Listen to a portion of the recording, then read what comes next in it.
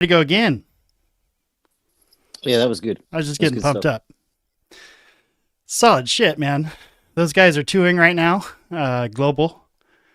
Everybody's talking about the mouse guy. What's his name? Face Mouse 5. Bad Bunny.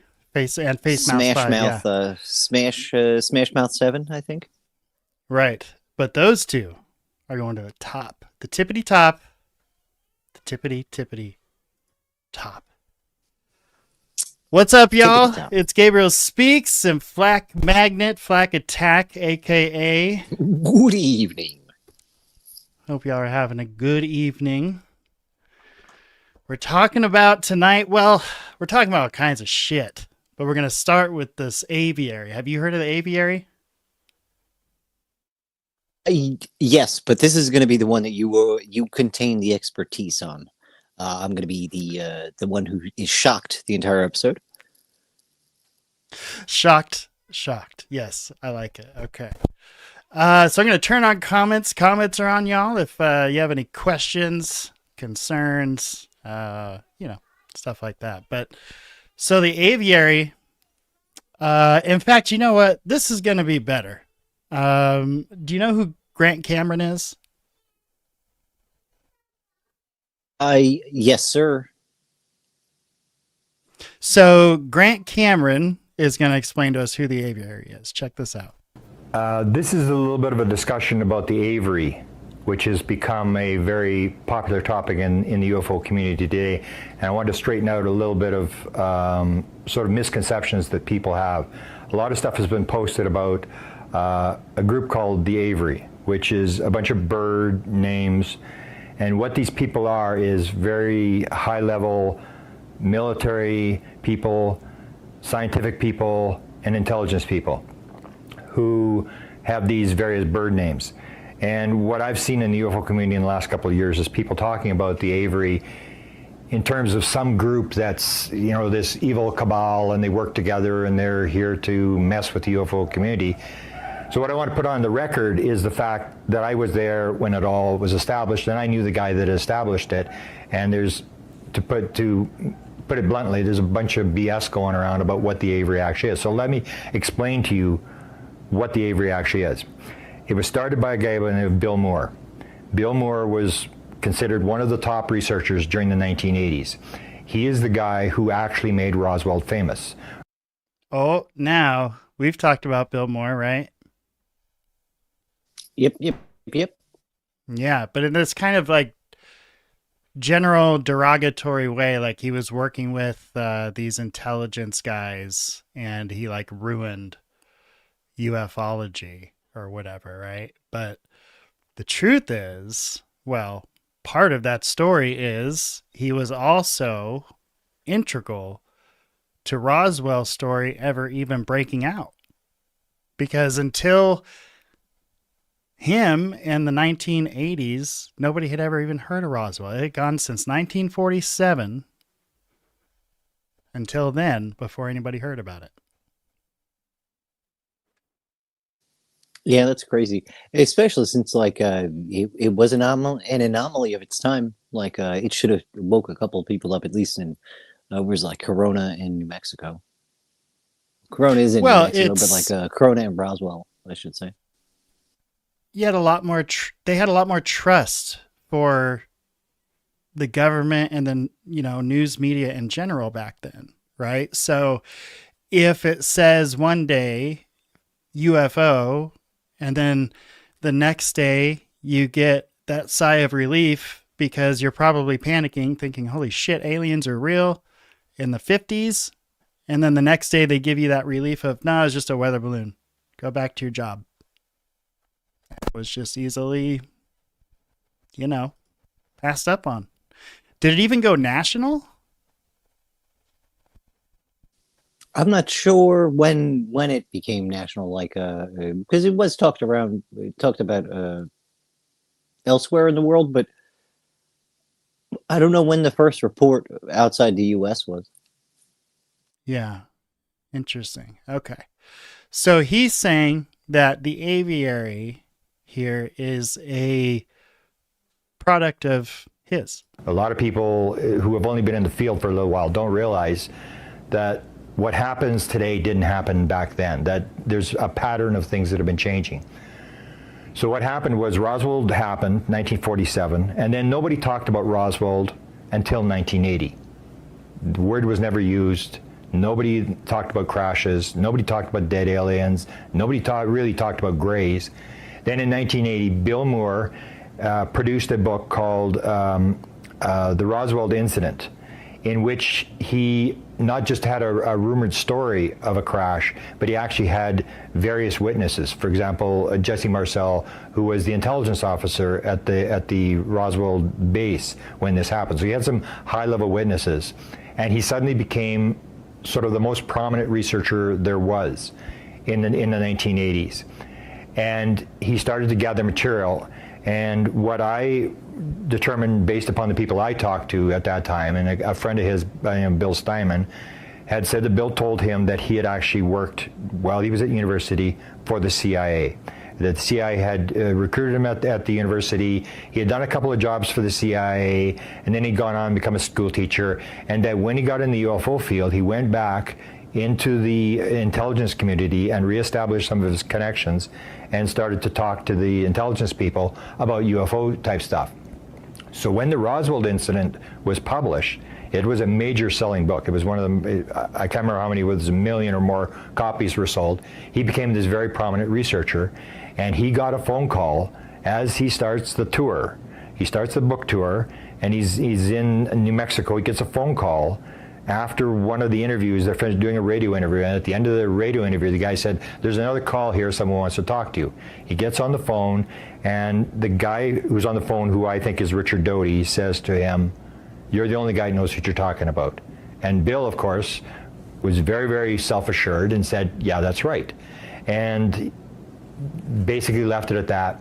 He continues the book tour. A couple days later, he's in Omaha, and another phone call comes in at the end of an interview that he's doing, a radio interview, and it's a fellow from Offutt Air Force Base, the SAC base in Nebraska, and the guy says the same thing. "You're the only guy who knows what you're talking about." And Bill referred to this guy as the Falcon.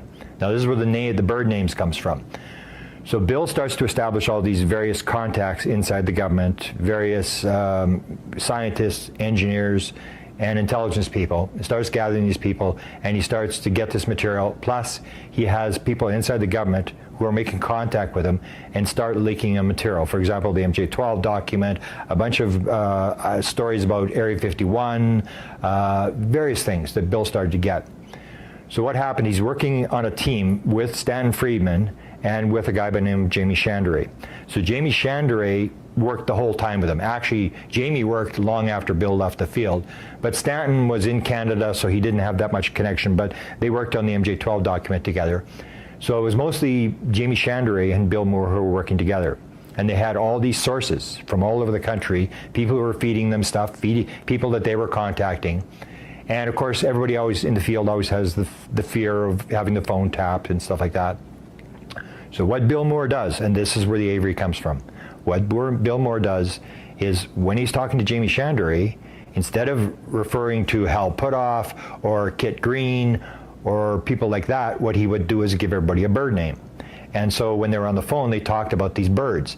And most of the people who are in the field, and we can name John Alexander was supposedly a bird, Scott Jones was a bird, Hal Puthoff was a bird, Ron Pandolfi was a bird, Kit Green was a bird, all these various people. Richard Doty, some of the ones that I talked to basically said quite clearly, we didn't know we were birds. He never told us that we were these bird people. It was only between Jamie Chandray and Bill Moore. And to this day, Bill Moore left the field in about 1990. Bill Moore has never identified who each of the birds were.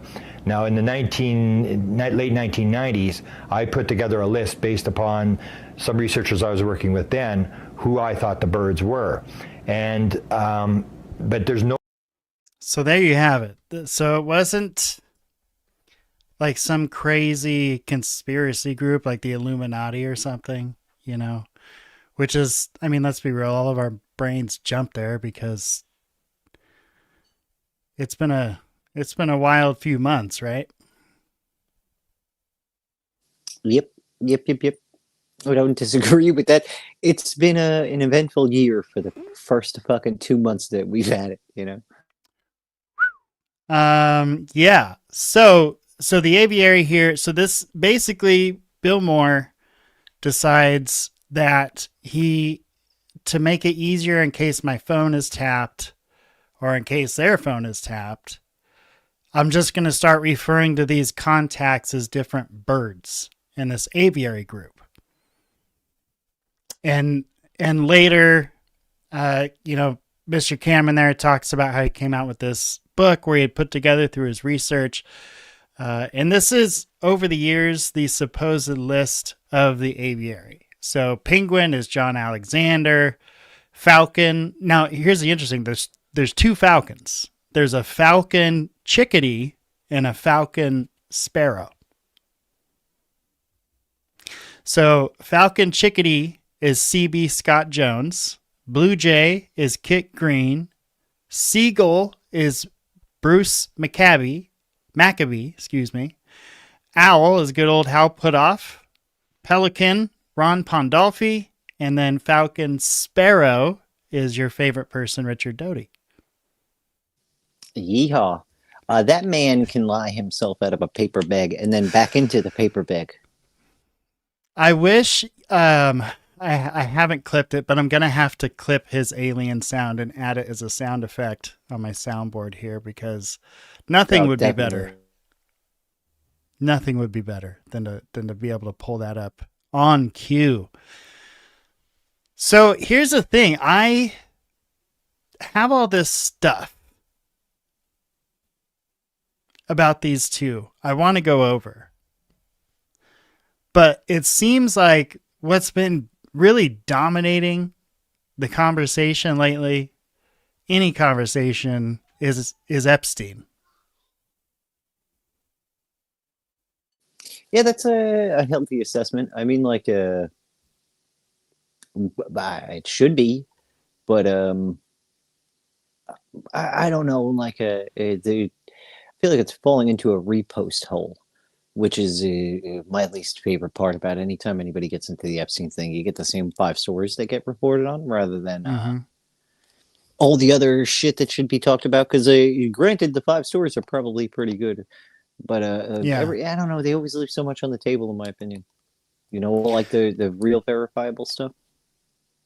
What would you say of some of the stuff you've researched yourself has piqued your interest the most in all that garbage? Because let's face it, basically we feel like trash men taking the garbage out going through that stuff, right? Oh, well, yeah, especially since like starting out trying to debunk it and not being able to. Like just in the beginning, the claims were so fucking wild. Because I heard it from the Chans and then on another board above Top Secret, they were talking a lot about it. So now you are more entrenched in those areas than me, which is why I love talking with you. Well, yeah, like so I don't know. I find out things and I try to locate every information source possible, and then I dive into what's factual and what's not. You know, so I like to dissect things, and with this, it was no different. You know, I took all the claims and then I sorted them out and I checked the veracity of them, and a lot of them were like these people did a good job of not stating the most wildest ones first.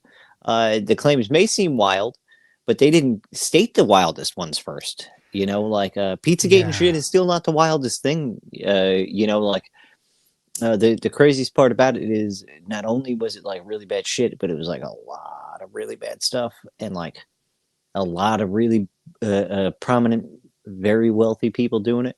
You know, or like this is the thing: if they weren't doing it, they were turning a blind eye while it was like dead smack in front of their face. You know, because like we can say it was in front of our face a little bit, you know, like with what we see and how they talk to each other and like what they do. But it really wasn't. This was literally in front of their face. They're going to these parties and ignoring things that should be, I don't know, CPS should be called, you know, if it were a working entity. You would think. So what about the recent releases like pointed you back to the pizza shit? Well, a lot of pizza reference. First off, there was a lot of that. Like this is the first time where it's all been in an area where we can look things up and like it's archived rather than like just file after file after file, and you just kind of have to look at it as a mass. Now this one is a little indexed a little bit. A lot of those weren't available. We didn't get his full emails. You know what I mean? Like now we got emails. A lot of things are redacted, but we're seeing a lot of code talk. And Yeah. this is from around the time before Pizzagate was talked about openly. You know, so they're using code for like things we know that they got caught for. You know, like human trafficking is what their bag was, and they were using all of the pizza terminology and stuff. So like. Ah, it's Yeah. nuts. Because then you just look up torture, you know what I mean? Like you just look up that word and you see like that will bring up a lot of crazy things where it's like people hitting him up right out in the open, being like, "Hey, should I kill her or torture her or like just have sex with her? What's the game plan here?" You know, and Jesus. the guy's name is blacked out. Who's asking him this? You know, like we should know who the fuck that creep is. Well, the FBI does, right? They Like, most and certainly that's do. why aren't we seeing movement? Why didn't we see movement on this stuff when they?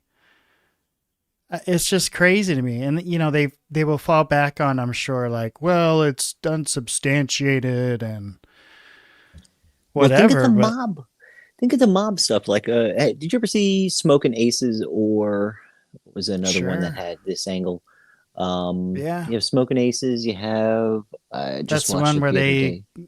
get a contract or there's a big contract to kill him. Yeah, yeah, yeah. Except Okay, he's a Fed.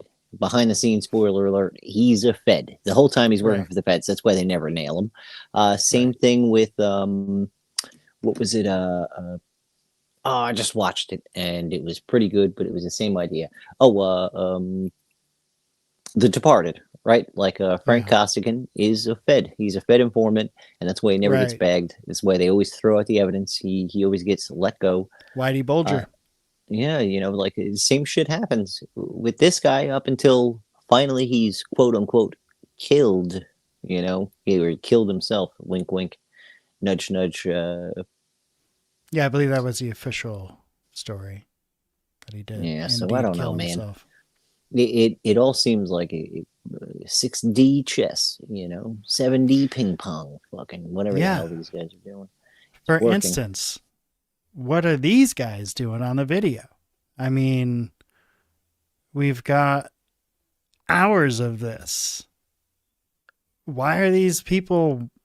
Why is this recorded? Why is this in the files? Where are these people? What are they doing? There's I no mean, look audio at to that. this. No, there's zero audio. That's so Zero. weird They because released then, it with zero audio. like, there's other videos of Epstein with like children doing really terrible things, but like it's redacted, fully redacted, right? But the audio is still there, like to where you hear pretty horrifying things, and that came from I think Oh God. Colin Brown. He does the conspiracy files. Like Okay. Augustus interviewed him. I think you might have been in that space and asked him a couple of questions. Yeah. Yeah. Yeah. But he on his channel he covered a ton of the videos, right? But he was like, Okay. I can't show that and I can't play that audio because he's like, first off, I think it would get me a strike. But he's like, it haunted me. I didn't want to hear that. So it's No, funny that God. they'll redact that but leave the audio, but they will take the audio out of something like this where you'll have the context of why the fuck these people are in Well, this. there's clearly a scene in the beginning of this video where something like that is going on. So maybe they're because of that scene they removed. You know, I have no idea. But Well, I you see those just giant ATVs, right? Like multiple of them are able to fit inside those storage bays that go right into the hill and shit. You know, and then mhm. in other releases, all those storage areas that hold those things all have things that lead into because you don't see any power lines on that island, right? Like I don't know if you've noticed that, but there's no like giant Yeah. fucking telephone poles bringing everything around. So everything's Okay. underground. So at the very least, all of the trenching and drudging and all that equipment that could be used to run the power lines to the island, I think they would use that same shit to run the power lines all throughout Now, the where underneath the is island. this the island here? No, that Is this what doesn't. we're To seeing? me, that doesn't look like the island either or, because Right. I've sat on Google Earth on both, and I've also looked at all of what's his names. This looks This like is South like New America to me. York, Oh, South you think so? America. Well, I thought it's South America just because of I thought those dirt paths were roads. And I know I'm as a Puerto Yeah. Rican, proud Puerto Rican man. I know a lot of our roads out in Puerto Rico are dirt. Yeah. Well, yeah, that's one of Well, the fucking silly things that little hot pants or AOC ran on, was like, we need to get Puerto Rico new floors for my grandma. And then the grandma was like, shut up, dude. I got floors. I'm chilling right now. Like, why you blowing up my floor spot? floors. Oh my God. So this is, yeah, I don't, that's the problem with this file, is that it doesn't, Although that did kind of look like New York out in the thing. Maybe this is a Bronx. I don't know. Those pillars look like real Freemason like. I mean, at the beginning of the video, they're clearly on the island. I mean, there's clips of them doing tricks in helicopters and stuff. Like, they're clearly out there on the island. That was Ghislaine, by the way. You know that helicopter twirly lady? Yeah, that was fucking Ghislaine. Mm-hmm. Dude. She was in the helicopter? Yeah, that was her piloting that bitch. She's a helicopter pilot? And a submarine pilot. She could do that under the water with a submarine. Can you imagine that? Impossible, but that would be fucking incredible, dude. Oh, you have me going, you son of a... yeah, so... like, see the city background there? Where are they?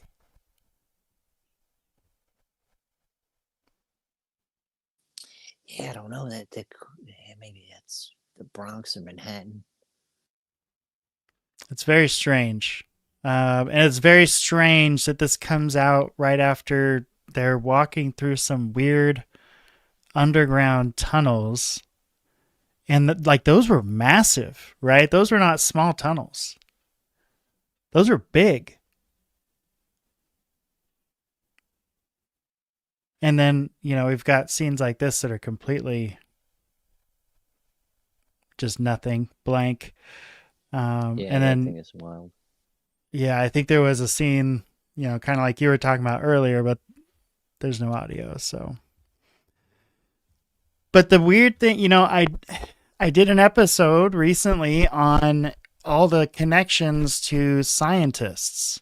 All the scientists that he either did associate with, end up meeting, or the scientists that they were clearly pursuing, that he was trying to meet. And holy shit, man, what was this guy doing? Makes you wonder, right?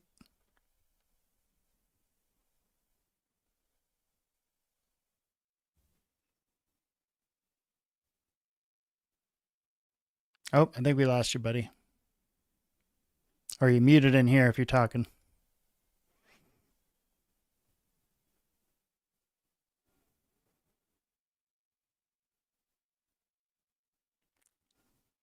I think we might be having some technical issues with Mr. Magnet. That's okay. Let's go ahead and move forward. See if there's anything else of interest in this video. Boy, and I'm literally going forward about 20 minutes now. Hello? Oh, there he is. Okay. I'm sorry. You're good, buddy. Yeah, just skipping through this video, and isn't that interesting? So much of it is completely blacked out. 3-hour video. And the last 2 hours, it looks like, are totally blank. Yeah, no audio either, right?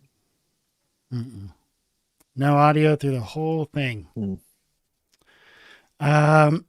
So I was saying, we went through all the scientists that he made contact with and all the scientists that he was pursuing.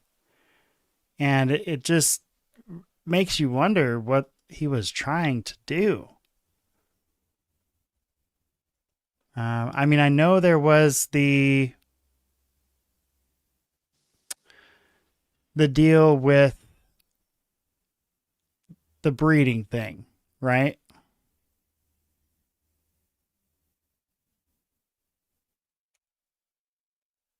Like he wanted to do like genetics and have this like race of little hymns or something.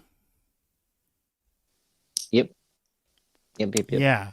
I think that was the Island Boys dudes who have something to do with Epstein, man. Maybe Epstein's kid or both of them are kids. Oh, you're rugging. You're rugging. So I'm going to get some of these interesting files pulled up here. For starters, now this is on, oops, I'm sorry. That is not the right one. This is on the CIA site, like an old Wikipedia Jeffrey Epstein deal with certain stuff underlined, which is kind of interesting. But the stuff we have underlined is convicted sex offender Epstein, who was born and raised in Brooklyn in 2005. I think getting into his 2005 case, he had sexually abused her 14-year-old daughter. God. And then he just got a slap on the wrist, right? Epstein had a decade-long association with British socialite Ghislaine Maxwell, leading to her 21 conviction, so on and so forth. So it's interesting that it just makes you wonder why this would be found in a CIA file and who underlined this shit. He worked sometimes as a consultant for governments and the very wealthy, embezzled funds, worked for clients who had embezzled funds. Government securities collapsed because of fraud. Epstein traveled multiple times between the United States, Europe. While in London, Epstein met Hoffenberg. Steve Hoffenberg hired Epstein in 1987, a collection agency that bought debts people owed to hospitals. Nice. Well, at least you can feel good about what you're doing. Who's like, you have your opportunity to buy all these businesses with all this wealth, and you're like, I'm going to buy the company that collects debt for people that can't pay their hospital bills. That sounds fun. I think I'd like to really crack that industry. I've always had a passion for healthcare anyway. What the fuck? Oh my goodness. This is one of those nights, folks. This is one of those nights with the current state of things and the Epstein files. This is one of those nights where we do a little shot of Pendleton whiskey. I don't do this often. Not really a big drinker. But I'll tell you what. It's been a doozy, huh? Oh, Flak, if you're talking, I can't hear you, buddy. Woo! Okay.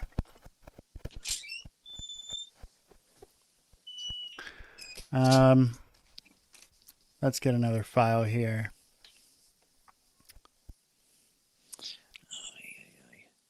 Where'd you go, bud? Is my microphone working now? Am I rugging? Now it's working. Hello. Yeah, we got you. Okay, I just was messing around with my cache and stuff, and hopefully this is a bit better. Why are you messing with your cache? I always sashay cache, deleting Got, my keys for got things and loads of stuff. cache. Well, you just missed it. I just took a shot. Um, because that's what these files do to me, and a lot of other people, I When in think. Rome, my friend. Yes, yes, indeed.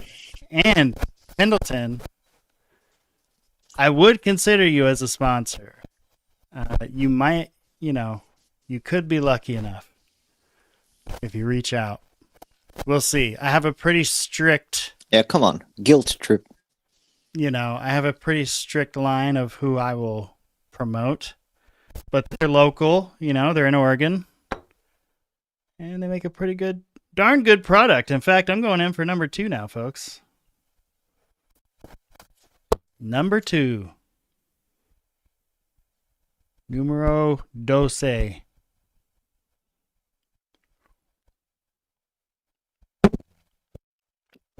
Woo! Oh my goodness. That is some good stuff. All right.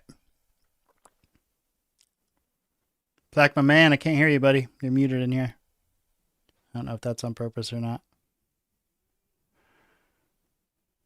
Okay. So this was... Oh, are you there? Yeah, hello. I'm here, buddy. Jimmy. It's always Jimmy. You might have to leave Hello, and come back. hello.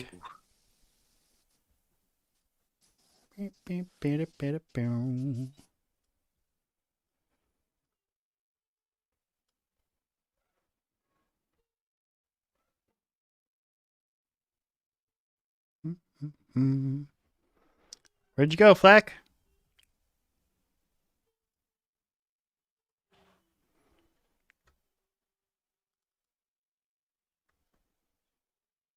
All right.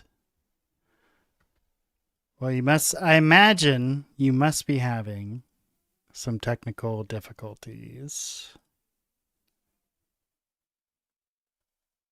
So we'll just start getting into some of this stuff.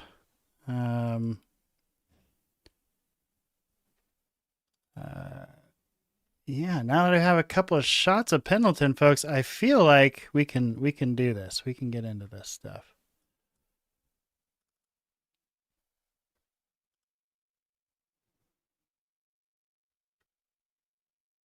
Wow. So did you all know that Noam Chomsky was emailing Jeffrey Epstein? I bet you didn't. Well, maybe you did. In fact, if you're watching this show, you're probably a pretty good researcher, so I bet you did know that. But we are going to take a peek at those because I think that is very interesting. Mr. Flak, welcome back, sir. Hang on a second. Let me get you added here. There he is. Hello, sir. Good evening. We're getting too spicy already. Man, I know, right? It never fails, dude. Anytime.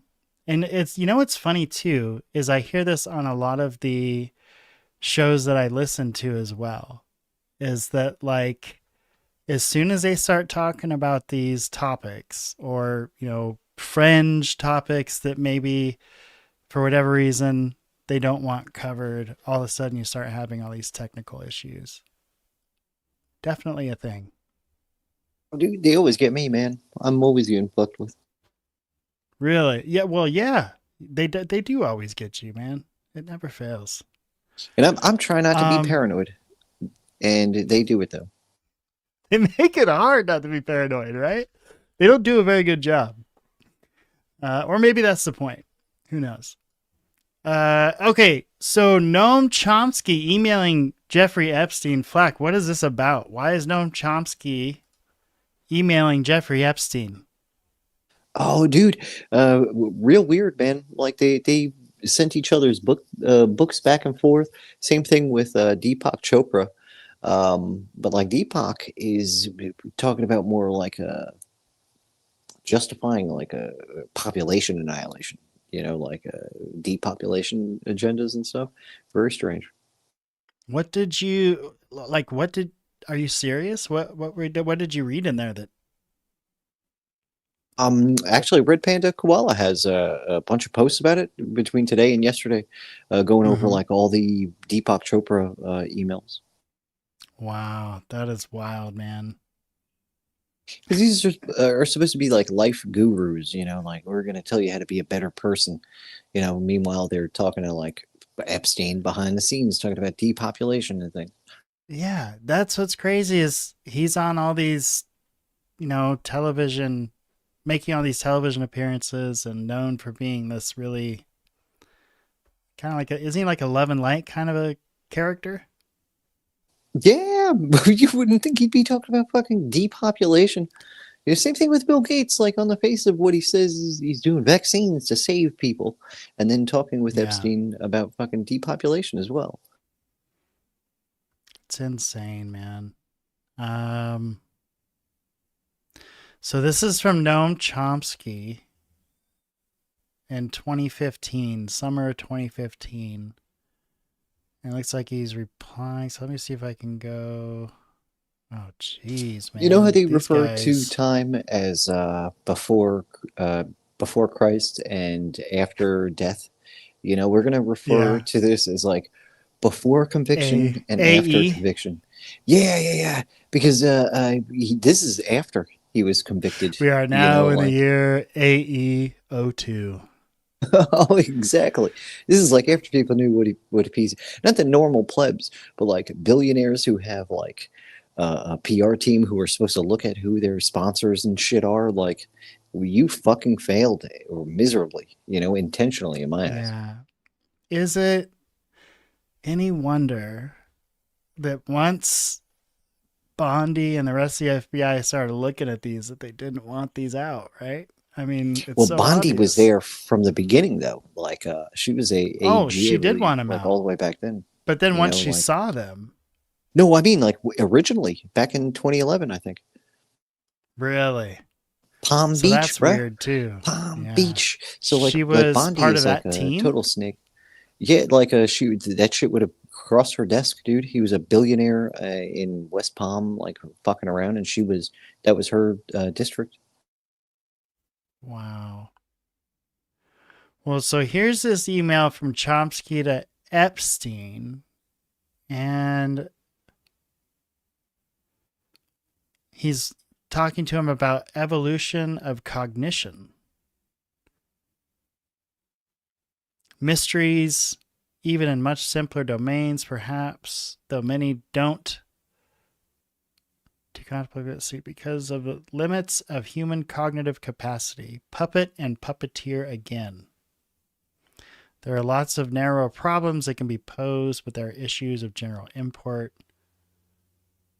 What was very special, maybe unique about Hilbert in 1900 was the advances in the field had reached the point so that questions had that miraculous combination of being one, potentially within reach, and two, a very great import for the field of mathematics. That's hard to achieve. We'll think more about it, repeating the Hebrew's words to myself. Did you learn them as a kid in Hebrew school? No. Interesting. I'd also like to know how many emails in total involve Noam Chomsky. Because like when you look them up, they're in the directory, it'll tell you like 1,000 emails or 200. I guess it wouldn't be just emails; it'd be like documents. But So Chomsky wrote the main questions that interest me are about origin of the language faculty, which I think created modern humans, the most unusual, nutty, and remarkable of all biological phenomena. There are two problems that seem beyond reach: the origin of elementary human concepts, which appear to be radically different from anything in the animal world, and the creative aspect of language use, the phenomena that astonished Galileo, Descartes, and other leading figures since The third problem has to do with what we've been calling the basic property of language, a recursive procedure that generates an infinite array of hierarchically structured expressions interpreted at the interfaces, primarily the conceptual, intentional interface, providing a language of thought. The most fundamental question here is to what extent can the strong minimalist thesis hold? That is, to what extent has nature produced a perfect solution to the basic property which underlines our creative capacities in language, and probably much else? That problem can be addressed and has been, I think, with some success. And then, of course, we're talking about money. Funding. Yeah, that's always an underlying thing, is a big, fat, dirty check to go along with whatever scheme they've Yeah, I mean, this does look like this email chain. It looks like Epstein asking him a bunch of questions of interest, but also kind of trying to rope Chomsky into something. Very interesting. Yeah. Or like, I don't know, because we also don't know exactly what the context of this was. You know, I don't know. It always could be veiled in some bullshit. You know, it's like their bag. Yeah. Okay. Let's get off Epstein for a moment. Just had to get that out there because I know everybody is thinking about this, having issues with this. It's blowing some people's minds what we're finding out about some of these people. And I get it. You know, this space was supposed to be about just the aviary, but as I see the general temperature of like what's going on, you know, I felt like we had to talk about it a little bit.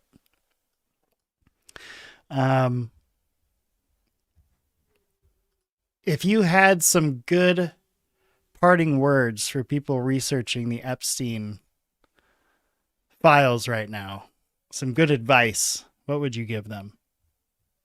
We've been hearing a lot of names, right? We've been given a lot of fake lists, quote unquote. We have more information backing us now than ever. Do your own research. I'm going to tell you the opposite of what CNN said 4 years ago. You know, every list that you've come across that you think you should have credence, you know, now's the time to back check your own shit. You know, like I don't know. I've seen many lists, and it'd be real easy to just run a couple of names through there and see, oh wow, did this person converse with Epstein? And then to go, oh wow, let me go check the flight logs that are publicly available for the last 5 years. And then you can see like, oh wow, this person went to the island after talking about going to the island. That's what a cop would do. You know, they find as many points of reference, and now you've got them. We got 1 million pages of them now. So just these are all triangulation points, right? So we move from one to the other to the other. Names, dates, and topics talked about. That's the only thing I would say. You know, like it's not so much, you don't need to prove this to anyone anymore because it's out in the open now. Everyone is kind of forced to look at it. So now just try and, I'd say, civil discourse. If you can get somebody to at least look into a couple of weird emails, usually it hooks them and they go, okay, I see something to this. And then what? And then I don't know because we're can we vote our way out of the shenanigans is the big question, you know, like, or if you'll find out through reading all these emails exactly how captured is our political system, you know. Yeah, I've been asking that question a lot about disclosure lately too. You know, like, okay, let's say we get it, and then what? You know, let's say the president comes out, says we've had aliens since 47. Actually, since the 30s, we've had their technology. We have biologics, all the things, all the shenanigans. Turns out most of that is actually true. But then what? Yeah, that's a big debacle, you know. I feel like there's a lot more infrastructure that's got that planned out than we do.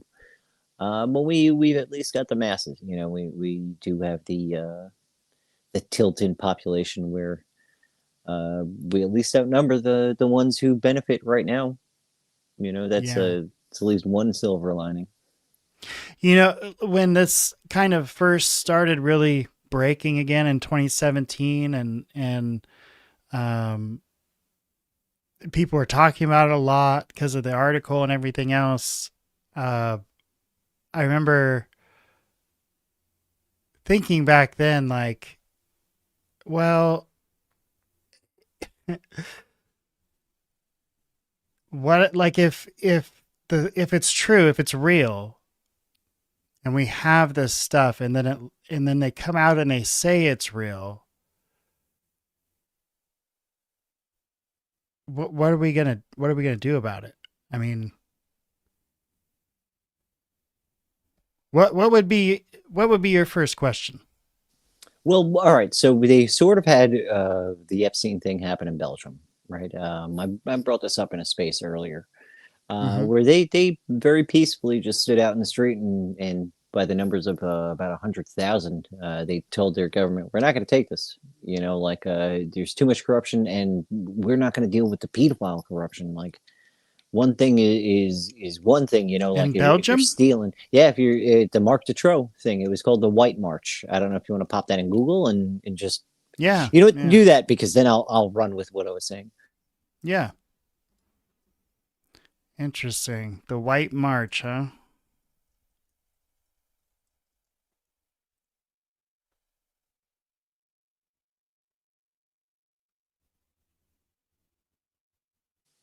Yeah, I'm just gonna let you give a description of what the White March is, so then I can continue to ramble. Mm.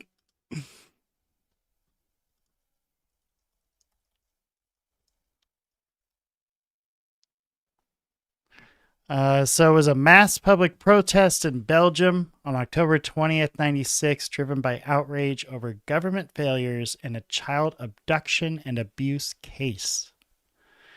Um,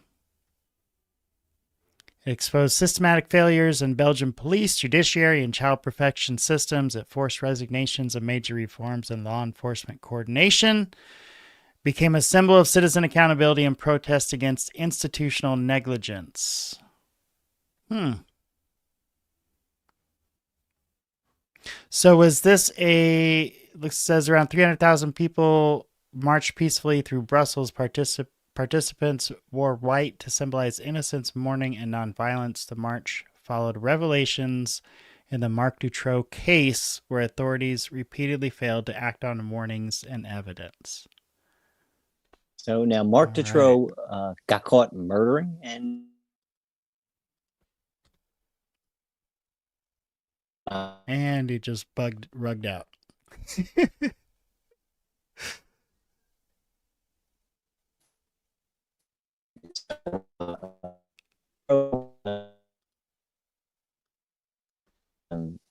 was called what's it called, crazy.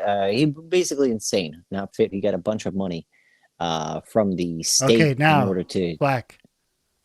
Black. Now you got to start over because you were rugging that whole time. Oh no! All right, can you hear me now? Yep, I hear you now. Shit. Okay. All right. So the first conviction that he's seen, he pleaded insanity and got a bunch of drugs, like GHB style drugs, Rohypnol style drugs, that he was using to drug girls and things. Right. Then he gets a spend money, which he uses to buy a bunch of flats that he rents out and then uses to abduct people and do terrible things. He then gets caught again and gets a slap on the wrist. And since he's saying like, "Oh, I work for a ring. I work for a ring. I work for a bunch of people. I get these kids and give them to somebody else, and I'm paid for it. That's the only reason why I do it." Uh, the government ignored all that and just arrested him for a little while and was trying to get him out again. The people saw this and were like, "No fucking way, man! We like the parents of the abducted children were so vocal and brought enough evidence out that it convinced the people that the government was covering everything up." And it was so bad after that they had to like a bunch of people stepped down, bunch of people were fired. Like it finally caused at least some reform in the government because of this. Now, here's the thing. It's talking about institutional failures where it essentially makes the law enforcement apparatus sound negligent and not necessarily part of it. What do you think of that?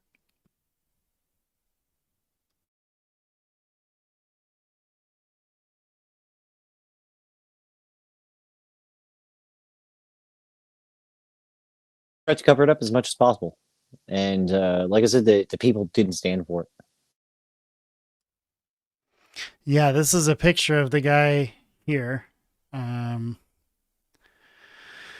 wow. So, a convicted pedo, kidnapper, serial murderer abducted at least 6 young girls in the 90s. 4 victims died, 2 were rescued alive, operated while already known to police and the judiciary. The victims were abducted and held in hidden cells in properties Dutroux owned.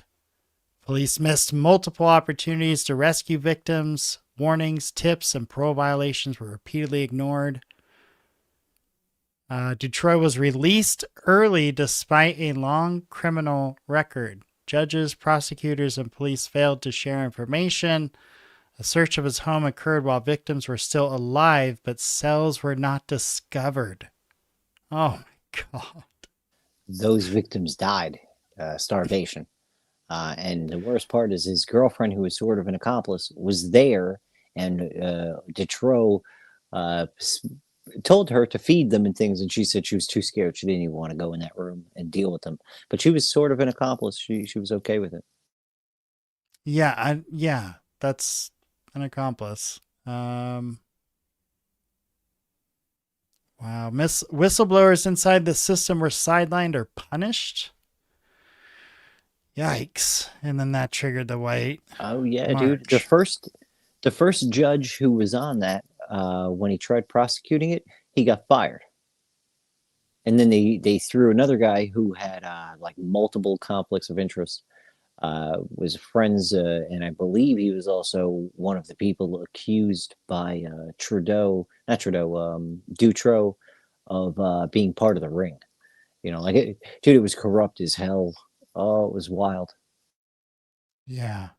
Yeah. It says there were claims of elite networks protecting Dutroux, claims of broader organized rings involving political figures. Multiple official inquiries found incompetence and negligence, though suspicion remains due to unresolved inconsistencies. Interesting.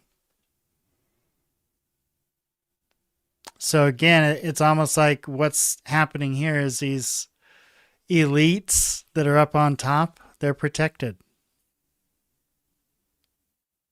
I don't know if it's something in the water in the U.S., but like we do not get nearly as upset as we should. Like with the Franklin cover up, we should have had one, like a white march prior to what happened with Dutroux, because that was in the 80s and 90s. I believe the Franklin cover up was like early 80s. You know what I mean? We should have been up in arms, but that was well hidden, and nobody got as pissed as they should have. Maybe DeCamp and a couple of the people who were actually investigating it did, but I don't know, man. It kind of makes me a bit depressed because, like, okay, now we've hit the Overton window. Everybody knows about it now. Okay, action time. So this is what I was trying to explain to Liberty. Like, if Trump is fucking really doing some shit, man, he better fucking act soon, because like we're all privy to it now. We're all seeing all the files that this guy was involved in and was doing some really terrible things, and the people he was involved with. You can't ignore any of that either. Well, so Donald Trump's name was in the Epstein files more than Harry Potter's name was in all 7 Harry Potter books. Jesus. Yeah, that's crazy. He's so got that's this, a lot. This is the from what I've seen anyway, like because like, all right, so the problem that I'm facing is like I'll get to maybe page 30 at most, and then it'll fucking reset on me. Like I try to go back to look at the next email in succession, Yeah. and it'll bring me right back to the original like search query where it's like Epstein files, DOJ, what was it, Mm-hmm. .gov, Yeah. whatever The thing. search sucks. Yeah, so it brings you right back, and then you can't go to 30 again. You have to go all the way through 1 to fucking 30. So by then, I get tired of looking at those specific emails, so I'll look for another thing. You just got So to download the file, my friend. man, I don't got the space anymore. Ah. Like I've got a couple of SD cards right now that is fucking available. So Mm-hmm. I don't know. Also, I made Yep. this. I know how that I made is. this. I made this folly the last time, which it kind of was good that I downloaded all the Epstein files when they first dropped, but no one would fucking listen to me then. So what good was it? I just wasted a bunch of fucking hard drive space. I heard you talking about spirals in Epstein earlier. Yep. All right. So we'll do a bit of investigating now. Because Have you I've got seen these. I'll this make a paper? post. What is that one? This is from '93. Dr. John Lovard on spin programming, a newly uncovered technique of systematic mind control. Dude, that's been around. Like, because I just said this to my mom the other day. She brought up what was it, the Olympics. Mm-hmm. And I was like, "Oh, did you see the opening of the Olympics? They had that big weird spiral fucking stage that it started on, I think." And she was like, "No, I didn't notice that." And she's like, "That's weird." And I was like, "Yeah, it's weird because like ever since like remember the X-ray specs and like the old hypnotism cartoons, like be brought up in like I don't know Bugs Bunny or whatever, but it was always like Right. the spinning spiral thing was always like a hypnotism. So like it's funny that this is written in the 90s, but it's been a pop culture reference since what the 70s, 60s, whenever the hell Right. the original like Looney Tunes and stuff came out. Yeah. Yeah. So what do you think? Do you think? Do you think Epstein Island was a modern day MK Ultra program? I don't know. I don't think so. I think there were some aspects, but from what I'm seeing, it seems like he was a beneficiary. Okay, you know what? Because I heard this mentioned, and I'm trying to remember who it was. Might have been Ryan Dawson or Whitney Webb. Uh, but it was brought up that like, do you remember? Well, I don't know if you were there. I got into an argument with a fellow Twitterite, um, Grider, and it was over military shenanigans that happens all over the world, specifically Afghanistan. I don't think so. Uh, No. Mm-mm. so there's a thing called bachabazi, right? And I learned about this from one of my friends who was special forces, who went over there, and he wouldn't tell me about anything that he did over there. Is Very this few things. the? Okay. Yeah. Very Go few ahead. things he would actually tell me about the shit that he got into. But like me and him, real good friends. We were in a few bands together. Like, love this kid like a brother. And after going away for I don't know, maybe 6, 7 months, and coming back, he was different, dude. Look in his eye was changed. He didn't want to play any more instruments. Like I don't know, and he also wouldn't really tell me that much. But one thing that he said was like, "I'll tell you what. One of the things that broke me was bullshit with little kids, right? And the fact that our country, uh, like they're trying to get an attaché. They're trying to make some political moves and shakes over there. So what they'll do is they'll use a kid as a prime. You know what I mean? Like, hey, we'll butter him up. You know, and quite possibly Epstein might have been the early on that kind of guy. You know what I mean? Doing that shit for the CIA under the guises of uh, attaché. You know, and that also kind of fits in with Hillary Clinton and some of the allegations on her with Haiti and stuff. You know, like I don't know, they brought that shit up, and I saw a couple of through lines where it made sense. You know, like I don't know, his closeness with CIA, his closeness with the Middle East and Mossad and things. You know, like I don't know. That'd be a good angle to look at. I'm going to say allegedly, but that was a theory that I heard mentioned, and it makes sense. What do you think of these pictures going around? Uh, the problem is, I don't even know if they're real or AI or not. I just don't have the time. I don't care about Jeffrey Epstein that much, but I thought it was interesting that there's pictures floating around that really they do look like him with a beard in Israel. Oh, that shit is wild. Yeah, I don't know. I'll say this: they've come out at the right time, right? Like, there's enough AI schlop out there that Right. who the fuck knows? And Grok did just announce that they made some big fancy new fucking Image. image editing Yeah. things. So, like, I don't know, bro. Like, I'm gonna say it looks like him. Man. That shit does look like him. Could also be like this is the thing. Let's say it's a body double that was in that cell. We still have Hillary Clinton's brother that looks exactly like that fucking guy. You know, like, have you ever seen Hillary Clinton's brother? No. Dude, Google it right now and then throw it up, and then we'll giggle about Okay. this. His One of brother, her my brother looks like Jeffrey Epstein. dude, 100%. What's wild is, like, my friend brought this up to me, and I kind of fucked with her a bit because she's super cool. She's been on the Epstein Hmm. ship for years and years and years, and we like to throw like wild theories back and forth. And she goes, "Hey, look at this one's brother," and I was like, "Oh, what are you trying to say here?" I'm like, "No fucking way." So I'm laughing about it, and then I go look him up, and I'm like, "Holy shit, you are right." That guy doesn't look like Epstein. That guy? Yeah, yeah. I Look, mean, look, keep looking, maybe if keep looking. Epstein ate an Epstein. Okay, hang on. Dude, they put him on a treadmill. Don't let him eat any Twinkies.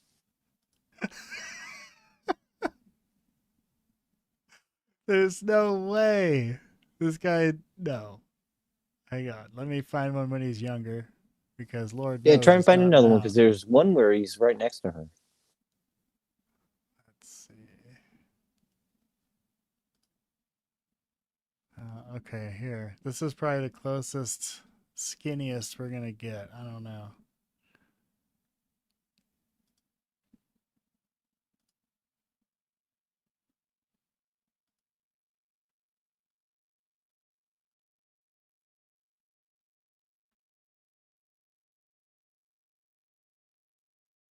So, what was the theory while I'm getting this?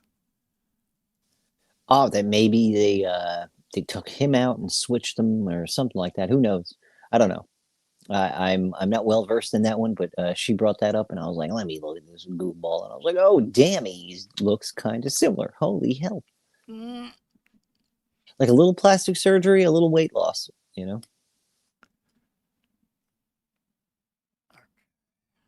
here we go.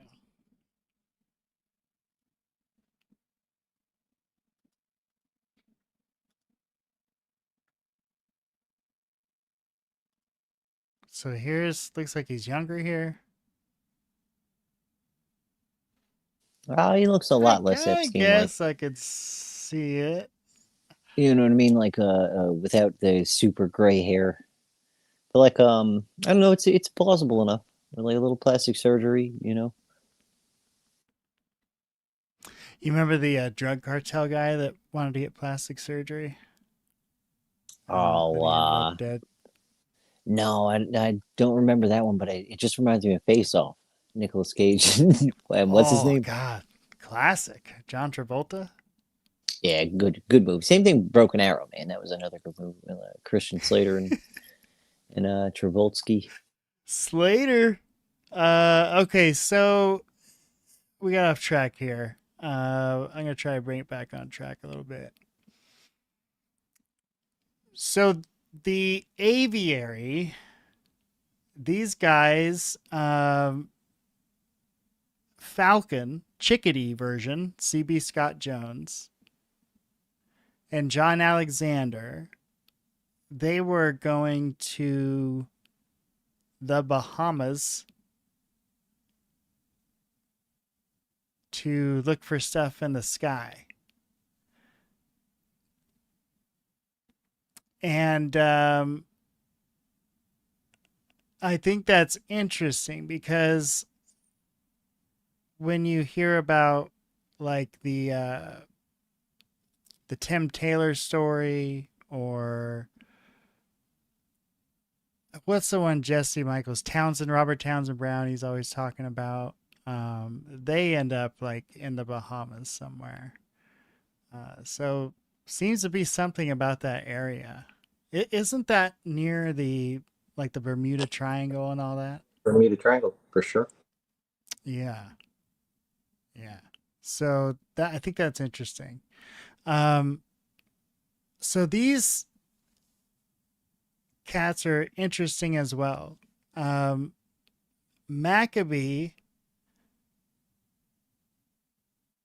is kind of the scientist, physicist. He sits on top of MUFON, um, and these other things, and then you have Scott Jones, who's just a really mysterious figure. Bob Durant wrote a piece on him that's really interesting. Uh, but I think the interesting takeaway for me was that like these guys weren't in like a group together. They were the only thing they had in common is they were all talking to Bill Richardson, and Bill Richardson made this list. And what's happened is over the years, they found out who each other were and started meeting with each other over the years. And so now it's actually is kind of an official group because they've all found each other. An interesting piece that Grant Cameron is working on now has to do with the Aviary becoming this international 50-member plus group. And I think at one point, Elizondo even said he was a part of the Aviary group.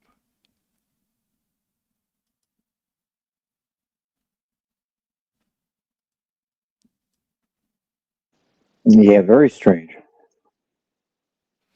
I don't trust Right. Elizondo too much anyway, though. So Right. How can you? How can you? So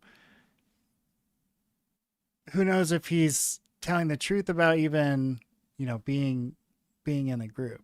Like it's hard to tell.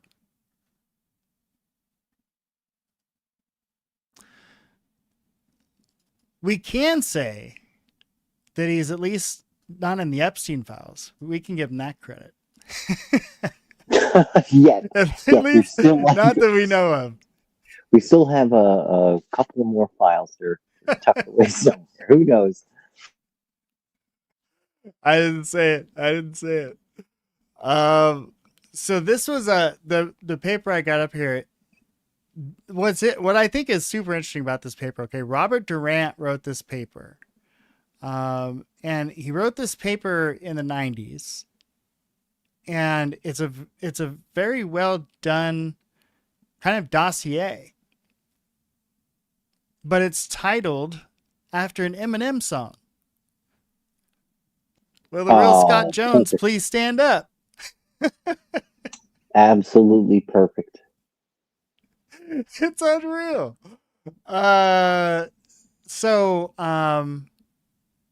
Cecil B. Scott Jones, PhD. And he goes into this report on him, a mover and a shaker, organizer and confidant of some of the central figures in UFO research. Let's see. I think some of the interesting things here is that he had a sighting when he was young. He describes his UFO sighting, which took place when he was a Navy fighter pilot in the Korean War. As I rolled into a split S to descend to low altitude from around 30,000 feet, I saw a silver disc directly overhead. Advanced aerial devices reported during the Korean War. R.F. Haynes, LDA. Okay, they're citing the reference there. So in the Korean War, we had sightings. That's interesting. What He year was also, that? well, Korean War, that was, it was post World War II. I think that took place in the 50s. My grandpa actually fought in the Korean War. Well, because there were Foo Um, Fighters in World War II. Like in World there War were II. some reports. Yeah, yeah, yeah. So it's been like 40, well, 1940. We could say conservative. Like Korean War, yeah, 50 to 53. And it's not one that gets talked about a lot. Um, well, it but ramped yeah, up in my Vietnam. Like a lot of Vietnam helicopter pilots. So hmm So yeah, so that's interesting. And then it says he had a where I lost my place here? He had some kind of an event. Um, Here we go. He also had a parapsychological experience, which he describes as when I retired from the Navy as a result of something that happened to me in the Navy, which was parapsychological in nature. I decided that there would be interest and that there might be a commercial application if what I was calling then applied psychic phenomena was understood and could be used in certain circumstances. And that was a lecture he gave in 1990. Hmm.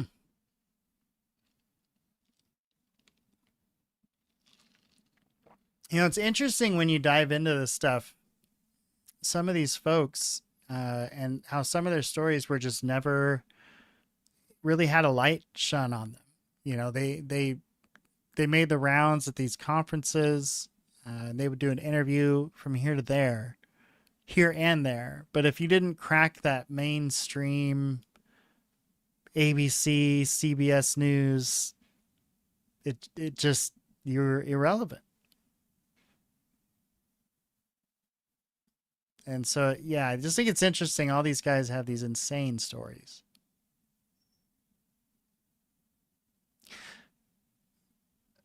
Scott was the guy, though, I believe, that had something to do with dolphins, where he believed that dolphins could communicate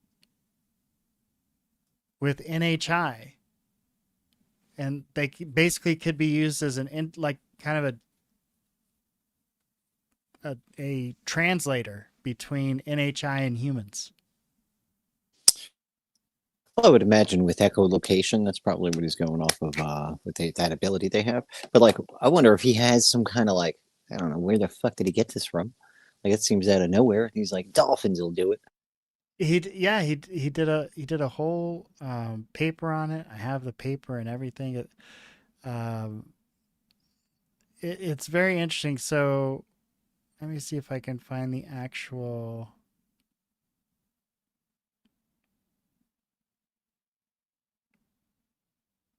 In '83, a firm called Cayman Tempo, specializing in think tank intelligence analysis for the U.S. government, organized a seminar on parapsychological applications. The seminar was attended by a number of federal employees. A formal proceeding of the seminar was published with Jones as editor. In his sparse remarks, Jones made clear his very wide network of federal contacts and intimated that he was the organizer of the seminar. This was certainly an auspicious start for someone who was just beginning to be noticed by insiders in parapsychology. Um, There was another one that I read where it was very similar, like a tone to it, but it was talking about like how for like remote viewing and like psychic drivings, things like that. They were looking for atheists and like non-religious types who wouldn't mind thinking out of the box and they wouldn't get stuck in like certain paradigms. You know what I mean? Like hmm. just really weird, but talked about how beneficial it would be to get atheists to work on projects like that. That is interesting. It there's absolutely a a dark element to some of this stuff. 100%. 100%. It's unfortunate, but where there's light, there's dark, right? Um, let's see. There was something interesting here that I thought. Okay, so these are all the organizations that Scott was affiliated with: Center for Applied Anomalous Phenomenon, the Human Potential Foundation, the American Society for Physical Research, Parapsychological Association, Mutual UFO Network, Midpoint, RF Cross Associates Limited, Cayman Tempo, Atlantic University, and Quest Institute. What the fuck? That's a pretty That's kind of impressive wild. list, right? Like, um, Scott often escorted Prince Hans Adam of Liechtenstein. That's the guy Stephen Greer talks about.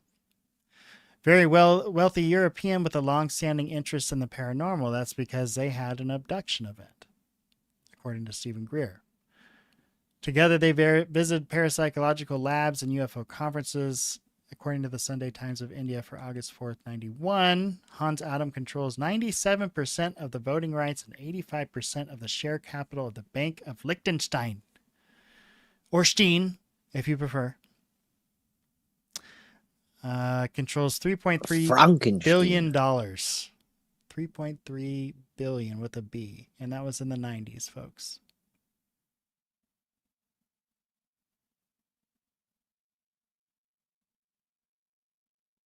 A personal letter from Scott to Dear Dick Cheney, the Secretary of Defense, was published that Jones should be in a position to write a letter to the Secretary and address him as Dick is illuminating.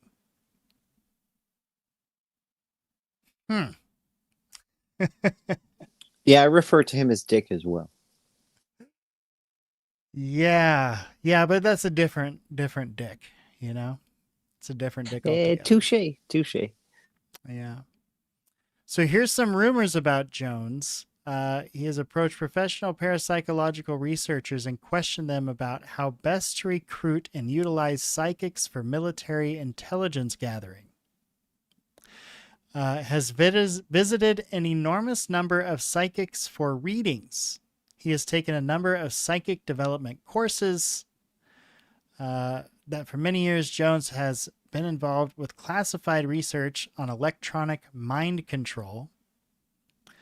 In the fall of '88, a television documentary entitled UFO Cover-Up Live was shown throughout the U.S. The program featured revelations from alleged intelligence agents about aliens enjoying the hospitality of the government at an unnamed Air Force base. This program is considered to be a classic instance of UFO disinformation.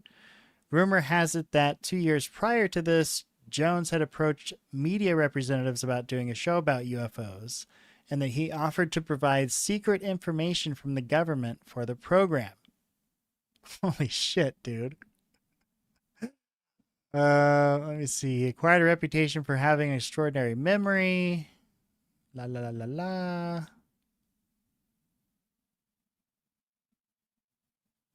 So he was intelligence. He spent 15 years naval intelligence. Jones has conducted his own dolphin telepathy studies along with Colonel John Alexander and Theodore Rockwell, a prominent Who's Who nuclear engineer who has worked on naval nuclear propulsion systems and who also serves as vice president of the U.S. Psychotronics Association. Although Scott has been rather shy when it comes to committing to his ideas on paper, he has on a few occasions made informal presentations at parapsychology conferences. The most notable of these has been his description of his dolphin telepathy experiments, which he describes as interspecies communication The reception from the general audience was warm, but some professionals were appalled by what they perceived as the lack of scientific basis for Scott's claims. Scott displayed marvelous creativity when he enthusiastically urged that dolphins be channeled in order to locate the remains of crashed flying saucers. In one bold stroke, he thereupon melded the previously disparate discipline of ufology and parapsychology. Single-handedly ruined everything. He just fucking blew it up. Oh, just destroyed it. Okay. Dude, he would have had better luck just hiring them to go look at the Titanic. You know what I mean? They would have got James Cameron if he would have tried that one. Yes. So, God, talk about a couple of interesting characters. So, C.B. Scott Jones and Bruce Maccabee.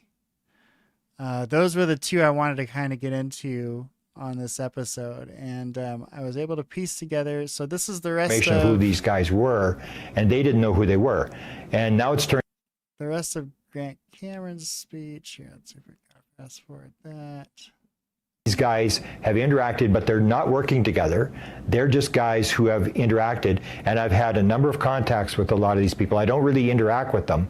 I know who they are. I've had maybe one interaction with each of these guys, including one, and people will say, well, this was all sort of a scam that Bill was running. And I know that in the 1980s, Bill Moore was one of the few people who actually tried to help me with Dr. Eric Walker. Most people wouldn't believe that we believed that Walker was this key guy. And he said to me, he said, now, we have that Walker. Keep that in the back of your mind. I don't really believe that Walker is who you say he is, but if he is, I'm going to send a friend of mine down, and I'm going to get him to talk to Walker. I'm sending BJ in, and BJ was the Blue Jay. BJ was Dr. Kit Green, who ran the Weird Desk at the CIA from 1969 to 1983, and at that point, Dr. Ronald Pandolfi took over what is rumored to be called the Weird Desk. So he goes in to Dr. Eric Walker, and they both had this association of working on the Glomar Explorer, where the Americans recover a Soviet satellite, or a Soviet submarine with a ship that was built by Howard Hughes. And they talk about this sort of thing, and as soon as they get on the subject of UFOs, Walker gets all upset, and he said, "You're not the president. I don't have to talk to you." And he's looking at a bunch of books in the corner, and he's yelling as if he's indicating that the room is bugged, and I'm not going to talk about this. And he basically throws Kit Green out of the room. So I already knew at that point in the 80s this whole thing about the Aviary and who these guys were. And they were just people, like Kit Green was rumored to be the guy that worked with the president, that briefed the president. Pandolfi came on later. Hal Puthoff was working on remote viewing, and all these different people. John Alexander had a lot of military connections, and Bill was just trying to pick these people's brains and trying to put this kind of stuff together. But the Aviary is not a group. They are just a bunch of people who were identified by Bill Moore as high-level people in the 1980s. They are not working together. They are just guys who, like you and I, have had some interaction, have had some experience, and are trying to figure out for themselves what's going on.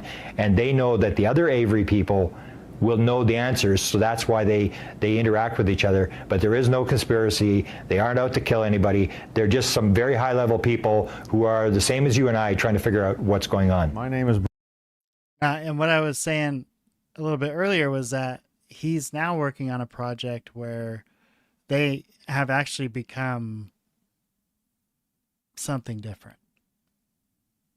So it's actually become almost like this formalized group of UFO experts, quote unquote experts.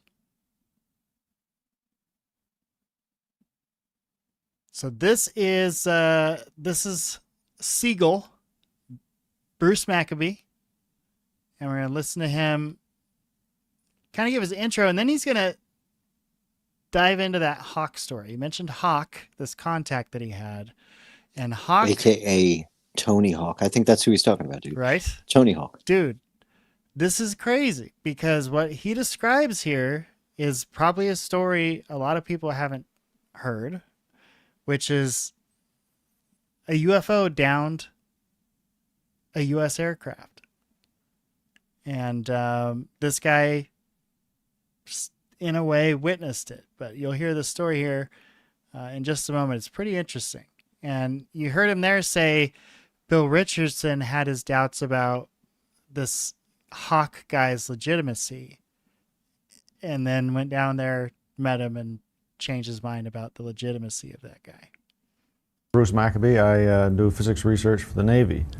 I've been involved in UFO research since the late 60s, when I joined an organization that existed at that time called the National Investigating Committee on Aerial Phenomena. In the 74, 75, I became the Maryland State Director for MUFON, and have been active in a fund for UFO research. I was the chairman of the Fund for UFO Research for 13 years.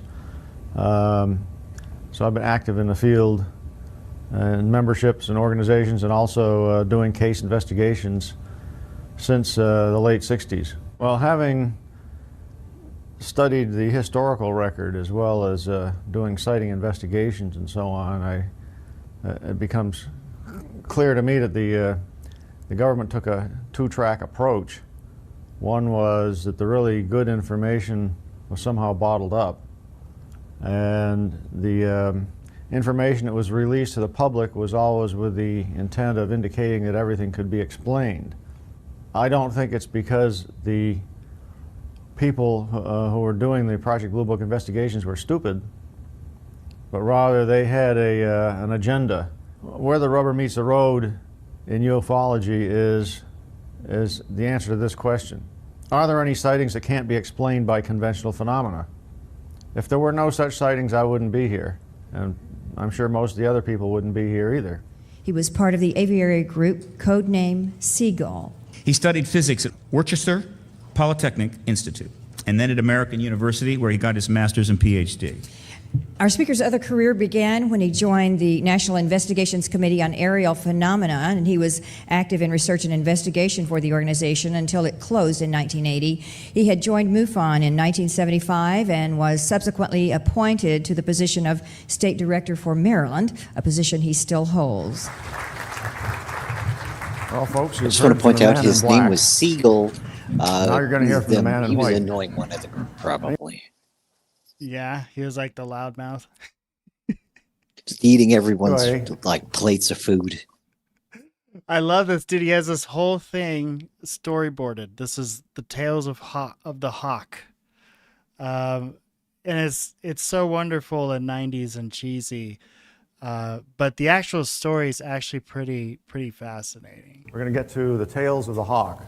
Hawk is a code name for a retired Air Force colonel. It's a lot easier just to refer to him as Hawk. Collins was at the Foreign Technology Division, and starting in 1985, the Foreign Technology Division at Wright-Patterson Air Force Base. And this is where he started asking some questions about UFOs, and some people there said, oh, you ought to talk to this guy here who has been interested in it for a long time.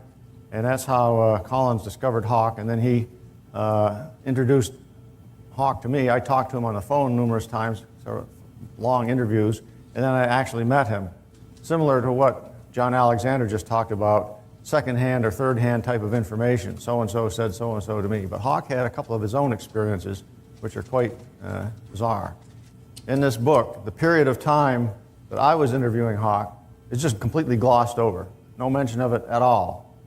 That's why what I'm about to tell you is interesting, because you can see in his book what the follow-on was, how Hawk was a major force in what ended up being the so-called UFO cover-up live show. How many people here ever saw that? How that came about is told in this book. But the stories... Isn't that interesting that like he brings up that same exact show? But the show, it turns out, might have just been a whole bunch of misinformation planted by intelligence. That's our whole lives, buddy. I feel like Yeah. we're all living in the Truman Show, except we're all NPCs. You know, none of us are important enough for the main stage. No. And it's like, but it's like they are playing both sides. And that's almost, it reminds me of what's happening now, right? Like, the quote unquote whistleblowers that are coming forward are only able to say this very limited information. And anytime they ask for details, they say, we have to go to a skiff for that. And then they just never go. But like the movie Sicario, right? Like the main character, he is like his main point as a CIA guy is we just want to shake the hornet's nest. We create enough chaos that it disrupts some things, and maybe we catch a couple bad guys. I think that's what they do with the UFO community. That's a good point. Not catching bad guys, but they just create enough chaos that nobody knows what the fuck is going on. Yeah. Yeah. And people you think you can rely on for information are actually, they have an agenda too. Crazy. That I'm about to tell you are not told in this book. He retired in 1979 from the Air Force. He had been in charge of this advanced physics division at FTD when he was active. And he emphasized in his discussions with me that if you could understand the infrastructure, then you can decide that you can get a good idea to look for, where to look for covert UFO-related activities. And he offered to help us look for understand what the infrastructure was. He also said that he had, most of what he was going to tell me was based on what he had been told, but he had his own experiences. So there's two types of information from Hawk. One is his own personal stuff, which then you hear from me, which is like from your point of view, that's secondhand, and but I can pretty well guarantee that what he told me is what I'm going to tell you. And then there's the information that he was told by other people, which is second or third hand, depending on how you want to look at it. So his first experience comes when he's isn't even in the Air Force directly himself. He's a Reserve Officers Training Corps and was taken on a tour of Wright-Patterson Air Force Base. And on this tour, they're going through one building and after another, looking at the various research projects and so on. And he was with several other people walking along when they ended up in what he calls the wrong place. Somehow they wandered into an area where they weren't supposed to be. And they were walking through a big, long building and saw the rest of the tour group and was way ahead of them, so they decided to take a shortcut through some small cubicles, you might say. And as they're walking through, they see these flying saucer models, or what looked like flying saucer models, along with other wind tunnel models. There were wind tunnel models of your standard aircraft shape with a fuselage and wings and so on. And then there were these round things that looked like discs with domes on the top. That could have been Avro car. Pause that for a sec. For wind tunnel. Like, because now we do know that, like, this is, I don't know when this video is from, but, like, we did get Avro car. Yeah, so 2000s, we can go into the future now and go, like, okay, maybe they saw the Avro car. Because that would have freaked me out as a kid. I would have been like, fucking saucers, dude. And we saw the wind tunnel models. We saw the thing. Like, my favorite version is the one with the spoiler on it. Well, and remember, there's the crashed one that they recovered from the barn. Like, what the fuck was that? It had a tail number and everything, remember? Like with all those centrifugal rings and weird inner parts. Right. Yeah, kind of strange. So, yeah, that's the thing. Like, has it always just been, for the most part, our classified shit? I'm not saying everything, but a big percentage of this. So that, does that make the actual sighting percentage even smaller, or experiencer percentage even smaller, because a big chunk of this has just been either classified shit has been seen on accident or some type of psyop to prevent people from knowing about classified shit. I mean, we have to consider that, right? Well, yeah, it's at least a mixed bag, on both ends. Like, how much of that is them intentionally leaving things out in the open so they can get misconstrued and spread rumors. Like, that's the best rumor for an adversary of ours to hear is we got fucking alien tech, you know? Right. Yep. Absolutely. And, that's why I think people like Richard Doty don't feel any shame in what they're doing, because that's almost a patriotic thing to do. Wait till we get to the portion where I get to drag us kicking and screaming into the Red Mercury rabbit hole. Yeah, well, let's hear it. The Red Oh, Mercury, is that the that goes back, right? That goes back to like Cold War oh, Russia, God. man. Craziness, Yeah. dude. And the fact that most of it is disinformation out there, but there are these weird things that just keep popping up. And the simple fact that, like, you have the every government in the world looking for this shit, right? Ones that you would think would have intelligible knowledge on not falling for the fucking scam that it would be if it was Mm-hmm. fake. You know, especially the U.S. Like, why are we investing any money into searching this shit out? And we've arrested people who were trying to buy it. You know, so Right. you would think Hmm. that if it was fake, then there'd be nothing behind it. But there's a lot. What is it? It's a compound, a radioactive compound that would cause like, what was Teller working on?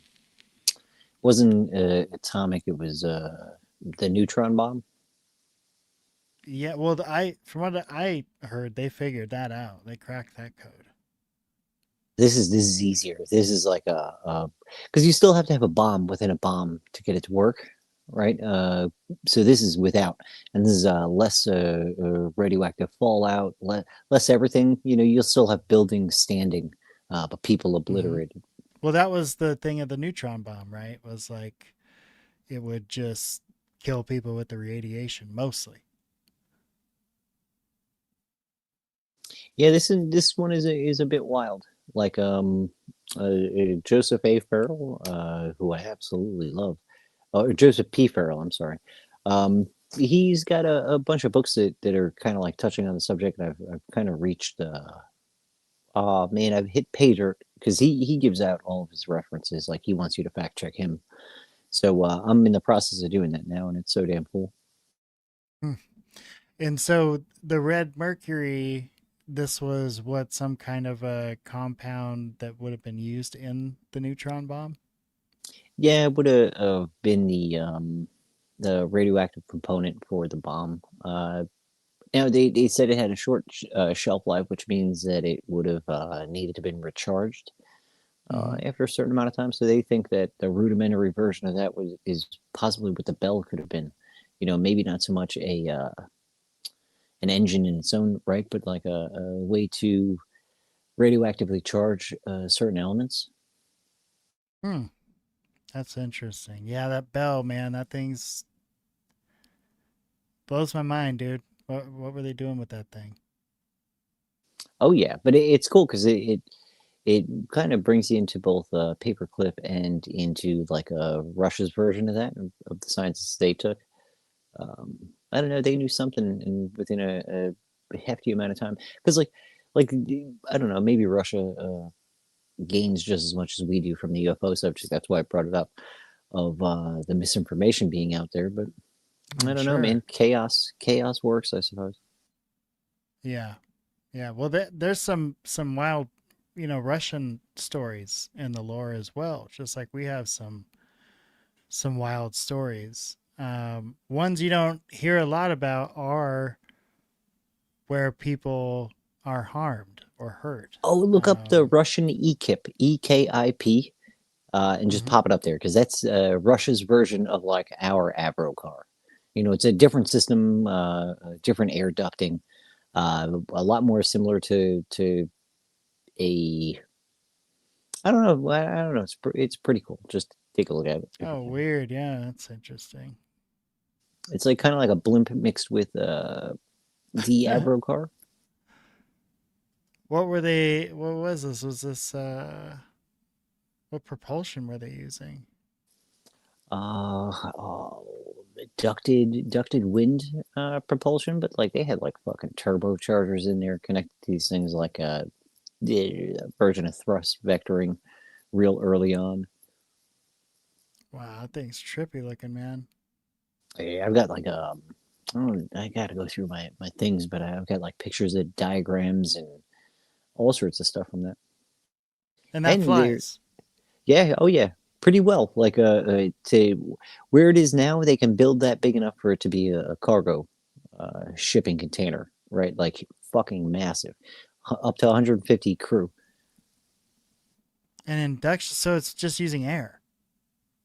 Yeah, supposedly. I mean, like I think there's a bit of ionic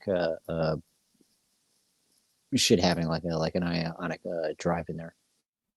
So it's just kind of like I mean, if what they say the technology is 100% that, it's basically like just an early day drone. Yeah, yeah, big time. But it holds people, right? Mm-hmm. Like up to 150 crew members. It also 150 crew members? Yeah, so 1960 is when they started. In 1980, I believe, is when they had a working prototype, and now they're up to giant military sized things for cargo. It's what Lockheed and all those airship companies now are. Is very silent, massive cargo shipping. Wow. Well, you blew my mind. I had no idea they were using these things. And doesn't it look like a UFO? Like if you saw that as a little kid, I would have freaked out on that thing too. Yeah, especially if it's not making the typical jet sounds, and I would imagine they maneuver a little differently too. Yeah, these things could like 360 on a dime. Because it Mm-hmm. like I said, with thrust vectoring, like you can stop and you can hover for a bit, like or go at least slow enough from a certain perspective, like where how blimps look like they're just stationary. Meanwhile, they're kind of drifting with the wind a little Right. bit. Interesting. Yeah, that's fascinating, man. That's why I love having you on here, bro. You always blow my mind. Oh, thank you, buddy. I always love being here. Right on, man. Okay, let's Find get out the back to- aerodynamics. So You make now this. He's a little long-winded, right? But basically, the end of this story is worth it. It's really crazy. It's not one that I had looked up before, so I was pretty shocked. a model of what it is. You put it inside a long chamber where air blows down through at high speed, and you see what happens to the lift, if there are any lift characteristics, or Well, there you go. how it's going to fly in the real world. And at this time, while they're standing there looking at these models, one of the students said his father had been briefed on UFOs and flying saucers. So this stuck in Hawk's mind, but he didn't do anything about it at the time. He just noted that it was interesting. He was interested in the flying saucer model, more interested in the flying wing model that he saw there. But he recalled the saucer. Okay, Hawk's mind all the time. Hawk Tales. This is I'm envisioning a future rap song here. These are the tales, the Hawk Tales. Oh These man, are the tales Maccabee tells so well. dude. All right, we've got a project now. I don't know when it will be done. But we now must accomplish this. Maybe Tupo do it for us. Who knows? And gave a careful These verbal are the description. His tales. description of this 1 foot diameter model was this: the underside of it, there was a circular ring around, and then the underside was beveled down to not a bowl shape, but it had a formation under it. Then the top had another relief formation, and then another relief formation, as you kind of sliced a World War I submarine in two without the conning tower and made everything flatter. But you know where there was a Boeing? It was like that, and then there was a cockpit area in the center, and then there was something like a flaring back from there. Now, I sent Hawk a picture of an actual UFO sighting that occurred May 24th, 1949. This is case 10 of special. Okay, hold please. Look at that image. And then look at this image. And then look at that image. And then look at that image. Dude, Special that's so report. crazy. Number 14. How many people are familiar with that? This is Special Report 14 was done in 1955 by Project Blue Book people. They published it, but it was done by in conjunction with the Battelle Memorial Institute. And they analyzed 3,200 and some sightings in a very detailed manner using computer analysis and so on. But as they went through these 3,201 sightings, they picked out 12 that they considered to be the best cases. And this is one of them right here. And you can see the way this thing is drawn. This was a this report was made directly to the National Advisory Committee on Aeronautics by the person, one of the people who was a witness. There were two witnesses who worked at Ames Research Laboratory in just near San Francisco, where they did classified research on flight tech characteristics. And one guy was a draftsman, the other guy was a wind tunnel mechanic. Then there were three other witnesses. So a total of 5 people witnessed this thing in May 24th, 1949. And this thing was observed to come, they were facing towards the east. They were on the Rogue River in Oregon fishing. And they were using binoculars to look around and see if there were fish jumping anywhere. And they saw this thing come in Shot from the at left-hand Oregon. side, that is from the north. Stop, hover, sit there for a minute or more, rotate on its axis, and then take off at a speed comparable to that of a jet. Made no noise. They thought the thing was maybe a mile away from them. So this drawing and this report were in, as I said, the Special Report 14. Here's the drawing that Hawk made.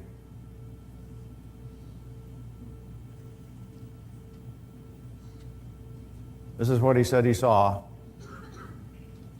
when he was in the early 1950s taking a sort of a semi-illegal tour through part of Wright-Patterson Air Force Base.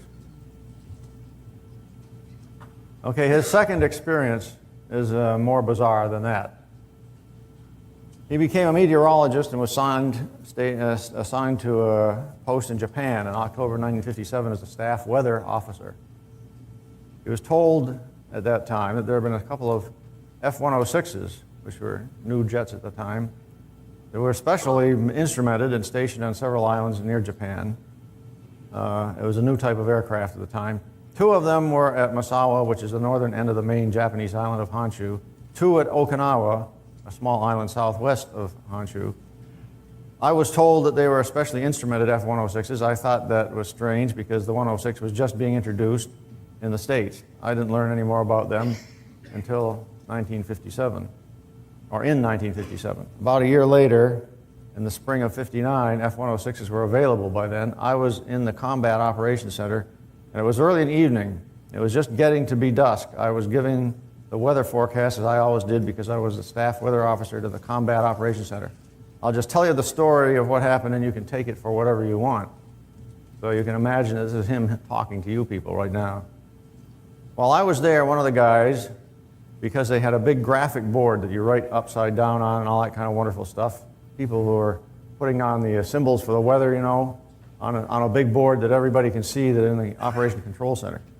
Because they had a big graphic board that you write upside down on and all that kind of wonderful stuff, he invited me in to see some of the operations and how it worked. So we were standing there when all of a sudden all hell broke loose and everybody got excited, and one of the guys blurted out, "They're back again." And I said, "What is back again?" The fellow who was escorting me through the facility, because I gave briefings there all the time on the weather. And so they were plotting all the aircraft and so on the large graphic board. There were no aircraft in the area where this event occurred. And they had just plotted something just south of Misawa, up between Honshu and Hokkaido, on the main North Island of Japan, but on the Pacific Ocean side in that area. And he, the guy who was acting as a guide, says to me, "There is an unidentified object flying there, flying object there." And I said, "Why is that important?" Or something to that effect. And he says, "We have them quite frequently." And he said, "They travel around 2,000 miles an hour. And he said, for some strange reason, it is quite frequent that one of them will stop." They were just usually in groups of 2 or 3, and one would just stop and hover in a stationary position. So the guys doing the radar were plotting the radar locations on this big screen where you're right upside down and so on. And he said they will stay there anywhere from half an hour to several hours, maybe even up to 3 hours, and then they proceed between the 2 islands, and then they disappear off the scope so you can't track them. In other words, they go between that strait in there, which is between Honshu Islands. and Hokkaido toward the Fucking Sea of islands. Japan, and then they just disappear off the screen. So if you can imagine what Japan looks like with an island this way and an island this way and a gap in between, he's talking about them hovering over the gap area between the islands. Then somebody who's in this control center asked, shall we scramble them, which implies scrambling some jets. The implication being that they don't like having these things hovering up there, so we better take some action and find out what it is. And I said to my friend, what are they talking about? And he said, the 2 especially instrumented F-106s. They've been especially instrumented to track and fire on these things. The commander who was there said, we'll scramble. Do you think it will stay there? And someone else said, yeah, it's behaving like it has done before. So the commander says, let's scramble. So now they put in a phone call to one of the islands to see if they can scramble an F-106. And so they ordered a scramble, but the report came back that one of the planes couldn't get fully functional. He was having difficulty with his instruments. And so the commander says, damn, there it goes again. We've had this every time we've tried to scramble. And the other guy, the other pilot of the other aircraft, says, I'm functionally okay, got 2 navigation aids out, but everything else appears okay, and my special sensor is operating. So the commander says, go ahead and launch. Then someone said, shall we proceed with just 1? And there was some hemming and hawing for about a minute or less, and then the commander said, go ahead. They then asked me for a forecast. Fortunately, he had just happened to be in the room there, and they needed a forecast to know what the F-106 pilot would find when he starts going upwards to the altitude of this object. I told them there were some low clouds and a middle layer of cloud in there, and I'd forgotten about 15,000, 16,000 feet or something like that, but I said clear on top with just a light cirrostratus above that, and there was a full moon, and so someone said, yep, then he won't have any trouble tracking this object. The pilot then climbed on out, and after a minute or so said he was clear on top. Then there were a few minutes, maybe 8 or 10 minutes, and then he says he's got it in sight. Because there was a general interest in what was happening, the radar operators turned on a speaker system, and that way we could hear the downlink voice from the pilot. So now Hawk could not hear what the controllers were saying, but he could hear what the pilot was saying. Everybody in the room could hear what the pilot was saying. And he said he's got it in sight. The radar operators had a tie-in with the Masawa operators on the radars, and they were the only ones who could hear the ground link up. So we heard only 1/2 the conversation. That is what the pilot was saying. They were vectoring him in, and then he said, I've got it in sight. He described the object as round or circular, a metallic object that was hovering. It had a cockpit or something like vertical stabilizers similar to what I saw on those models. Remember his drawing. In fact, he was describing what I saw on those models. So I thought, well, gee, that's very interesting. And he said it was a UFO, and he had it in sight, and he asked, should I make a firing pass? And the men in the control room said, we better get authority for that. Now here's Hawk talking about his own experience as a weather officer. I worked over there for 2 or 3 years, and I was in typhoon forecasting. It was high priority.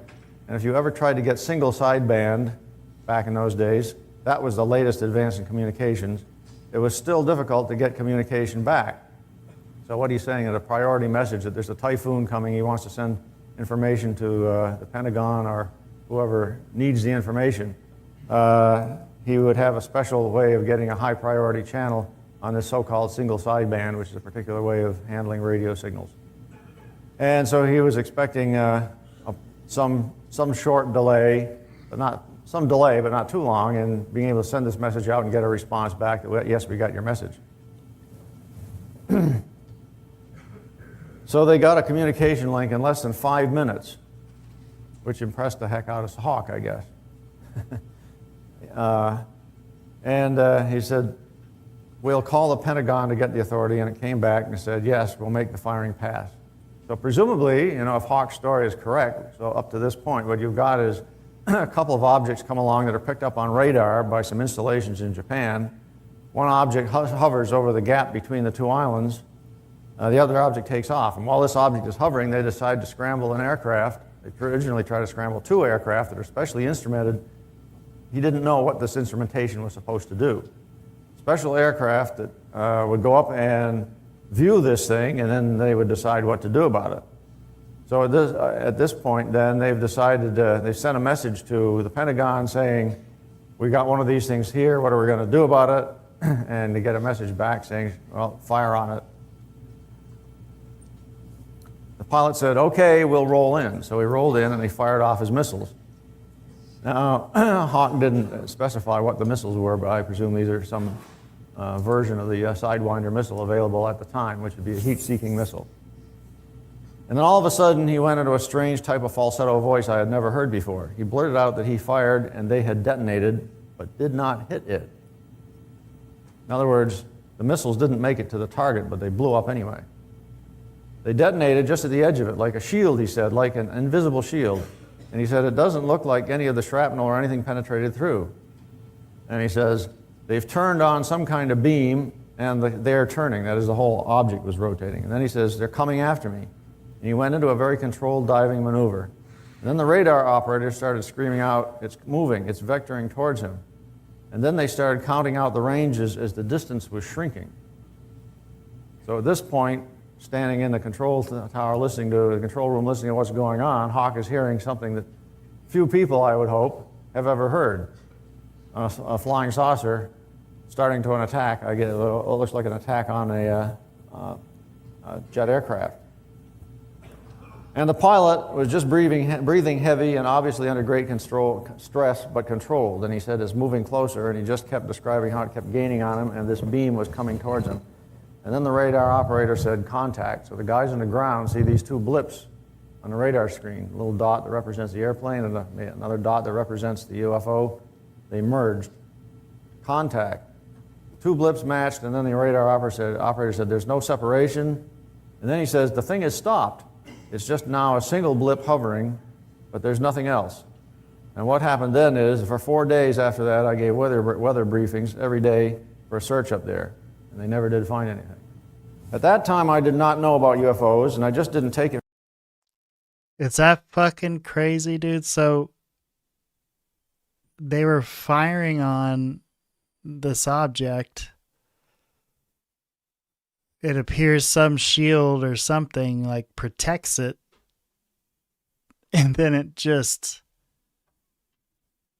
takes over the aircraft somehow, and they don't hear anything from about the pilot or from the pilot after that. So essentially, this UFO, like, if the story is true, took out like a U.S. aircraft and pilot. Yeah, that shit is wild. That's insane. Like and the thing I wonder is, like, I don't know that anybody had put this out there before this time. I mean, certainly there's always going to be the fear with the aliens, and you had the abduction thing going on, especially, in the early 90s. But, like, taking out a pilot? Never heard anything like that before. Yeah, but like in the Greer interview portion, I think it was like either serious or unacknowledged. It might have been unacknowledged. There was the one where it was the nuclear warhead test, where this thing had gone out and like supposedly neutralized it, and then it kind of like spun off out of the air. Right. But I've never heard of a pilot getting like fucked with like that. No, just straight taken out. Except for 4 days, he was doing weather updates, and they never found the pilot of the aircraft. That's crazy. Okay, so Maccabee will finish up here, and then it gets into the mysterious C.B. Jones, who there is not a lot of video out there on Mr. Jones. But I took a small segment of what I could find I thought was pretty interesting. For anything unusual. I just thought, oh well, some kind of experimental aircraft and somebody was after him because, like I said, I couldn't have cared less. But taking this event at face value, there are several things that come out of it. Glad to be at the X conference here, and this is the fourth year, I believe, in 2008. I attended one other, and I think the second one, and meet old friends and make new friends. I'm Scott Jones, and I run a small nonprofit organization out of Kerrville, Texas. The acronym is PEACE Incorporated, and that stands for Peace and Emergency Action Coalition for Earth. That anybody who wants to Google me on, they're going to find out what a weird guy I really am. But either they haven't done that, and I suspect they all did, but they said, well, we'll watch him, and if he doesn't disappear and reappear or something weird like that, we'll see what we can work with him. The phenomena that we're here for is very important. And while we know something about it, I suspect that we don't know what is really important. But what I think we do know and recognize and honor is important enough to take it very seriously. And when what we call disclosure takes place, if it takes place by accident, for example, unplanned, it would be just chaotic, because, it can't be Mm-hmm. now, not with the World Wide Web. right? It's just a matter of time. The accident that happens in West Virginia might as well as happen in Zambia or South Africa. Because Oh, you just wait, Mr. Jones, because they're going to make so much fake shit, we're not going to be able to tell the difference. they're going to get the word and the pictures just in a matter of minutes. Unless the Air Force can get in there and cover it up and drag it away, and then people are going to say, what the blazes was that? And then they will say to themselves, what does that mean to me? And so disclosure is, in my view, is to prepare people for that. And it can be the most destabilizing thing that the world has to face. Because anyone who is educated, at least in the Western tradition, knows the consequences of a superior technical culture impacting on another culture with less technology. The clash of cultures is just, it's the central theme of written history now. And the lower technical culture does not survive. And so anyone who thinks about this, when they're viewing an accident, has to feel a little fear in their stomach, So, I think it is a very humane thing to do, to work to come up with a plan that will persistently introduce them to this potential of a time when we will meet another culture that is highly superior by a factor of what? 100,000? Yeah, really. Because they're 100,000 years older than we are. And, people might joke, well, why does that guy have such a big head? And the answer might be because his brain is so developed that it had to make room for him. Yeah. And think about that. But, they are who they are, and in fact we know so little about them. I use a big term brains. that I learned from a friend of mine, Dr. Charles Tart, a now professor emeritus from University of California, Davis, called cultural trance.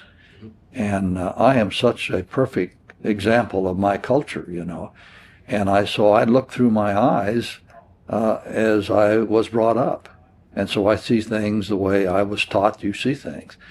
But that frequently is not the way 6.5 billion other people see them. Sure. They have their own cultural trance, and that's a challenge. Now, I'm just talking about Earth. What degree of cultural trance and what is that like for what I call the visiting others? I haven't the vaguest idea. That will be an interesting challenge, you know. In terms of how they view us? Yeah, of course, yeah. I suspect they view us as we really are collectively, a pretty violent and dangerous group of folks down here. Primates. Yeah, yeah. One's with clothes and one without clothes. Yeah. And, you know, this is a question that a lot of us have thought about is, I wonder how we are viewed by the people that we have been in contact with on a continuum of primitive to civilized group, you know. I suspect that we're looked at as pretty close to the primitive end as far as spiritual development is concerned. Now, technically, we're probably lower than where they are. So what strikes me as I'm watching this is how similar that is to the stuff we hear from people like Lou Elizondo. Like, be afraid. It's imminent. We know what happens when a technically superior species or race runs into another one. We know because our history tells us they wipe them out, but we're people. Dummy. I'm just kidding. But we are people. We're not some other race or species that clearly would be way more advanced than us. I mean, if they wanted us neutralized, I'm sure that could be done in an instant. Yeah, also without them really giving themselves up either, right? Like, my thing is like, if you have tractor beam technology, which is relatively, I wouldn't say easy, but if you're traversing time and space, tractor beam technology is not that hard, right? If you're able to affect the atmosphere around, like, let's say, an asteroid or a comet or something like that, to have it, I don't know, veer off into a certain direction, you can do that from so far out that nobody notices. You know, where in 50 years, our time, maybe that comet comes and wipes us out. Meanwhile, they're in a time bubble where they don't feel the time. It's almost instantaneous. You know what I mean? So. Right.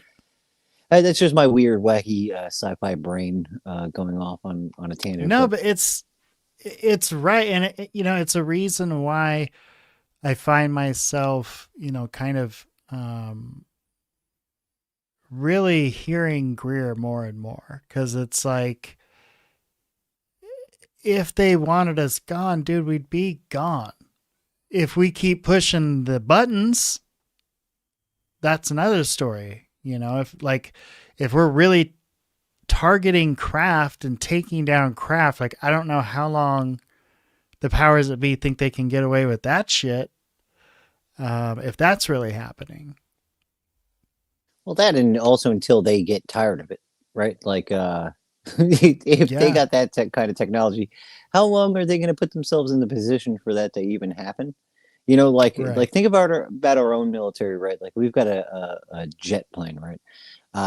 Jet fighter specifically, where the first 15 deployments, nothing happens, right? But on the 16th, it gets shot down, right? Obliterates the craft. Okay, so we're not too afraid of them getting our technology, obliterate the craft. We lost a pilot, very sad. But now you cut to a couple of months later, they've obliterated a few, but now they're able to down them, where pilot's intact, where they might get some secrets, but the craft is intact. Like, how many times are they going to let us get away with that shit before they just don't fly it within our range of ability, Yeah. Or they decide something else. But I don't think it's, I don't know. I think I'm just thinking passively the easiest way to change that, rather than them do something like a start a war, so to speak. Yeah. I would just think they would just change it to where we can't affect them. That's just the easiest, simplest, cheapest way around it, Yeah, absolutely. Especially if we're dealing with some interdimensional balance, and it's really about, stop splitting the atoms kind of a thing. Um, but again, like, is that just a I narrative? think that's a narrative too, because in order to, man, I don't want to bring up Michio because he I don't agree with what he says about type 1, type 2, type 3, but like there are, I'm not gonna say a billion ways. There are probably a few ways to get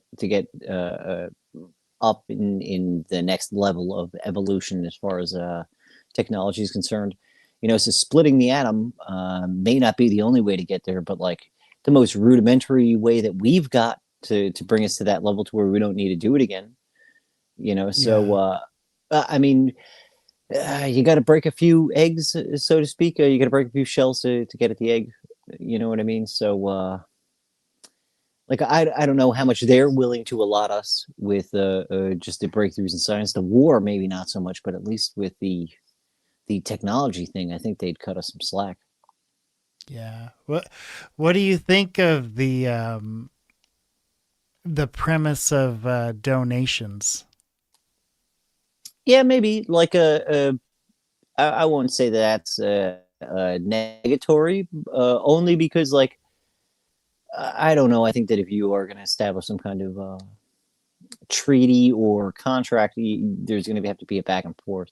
And I just also don't know where that story starts out. I'm thinking it starts out pretty close to Richard Doty's camp, so I don't want to give it any credence. But I mean, it does make sense logically. You mean talking like agreements? Yeah, Yeah, like agreements with.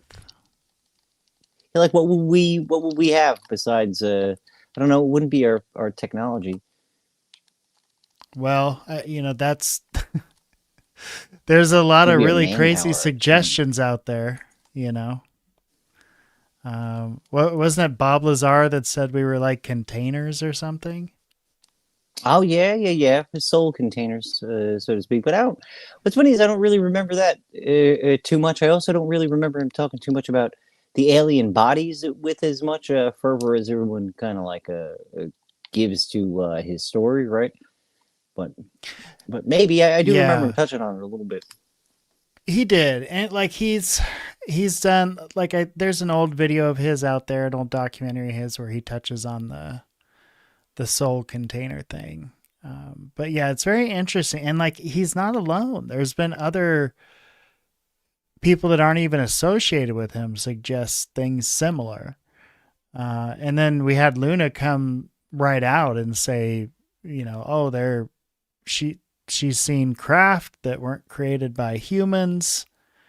That she thinks there's something to this angels and demons or interdimensional thing.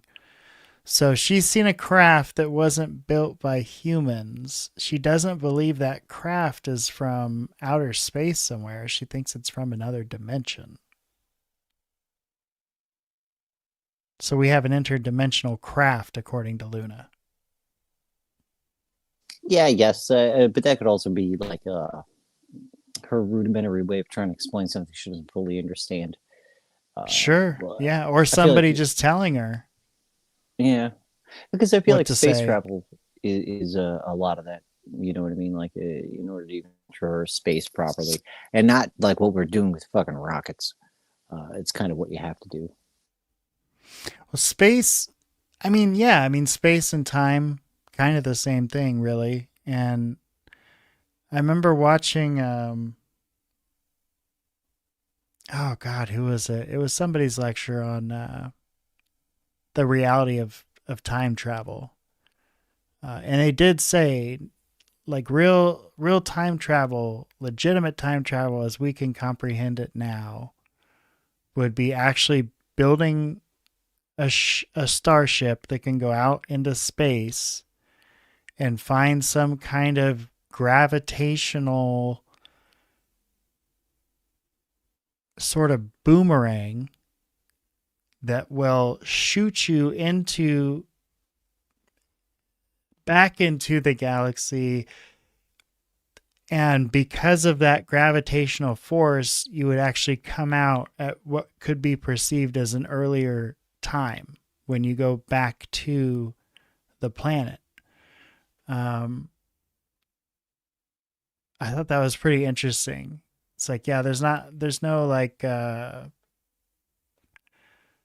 machine you get in and it just beams you to a different time. It wouldn't be like that. It would require an actual craft and then finding this gravity source out in space and nature and then writing Well, it and hoping it works.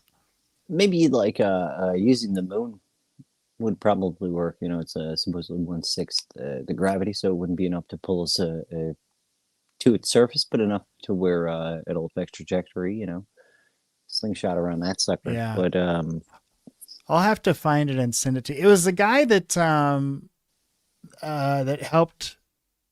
He was employee number 1 at OSAP. I don't know why I can't think of his name. employee number 1 at OSAP. Yeah, not Lakatsky, but oh, hold on. This is Yeah, gonna it's drive me eluding nuts me too. now.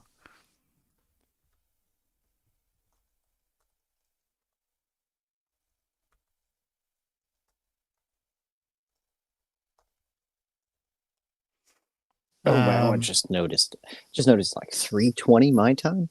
Oh, Do you want it to was continue Lakatsky. this? Do you want to continue this tomorrow, or do you want to finish on Absolutely, a little buddy. bit with this? Just because it's getting No, a bit no, late for me, I it's got to charge this bad boy. absolutely. Yeah, it's late here too. No, you know what? We've pretty much gone through everything on these two folks. But yeah, there's still, let's see, we got 7 of them. So yeah, we still got 5 left. We can go through it another time for sure. Thanks for hanging out, man. Thank you all for watching. Oh hell yeah! I just want to say thank you so much for having me, dude.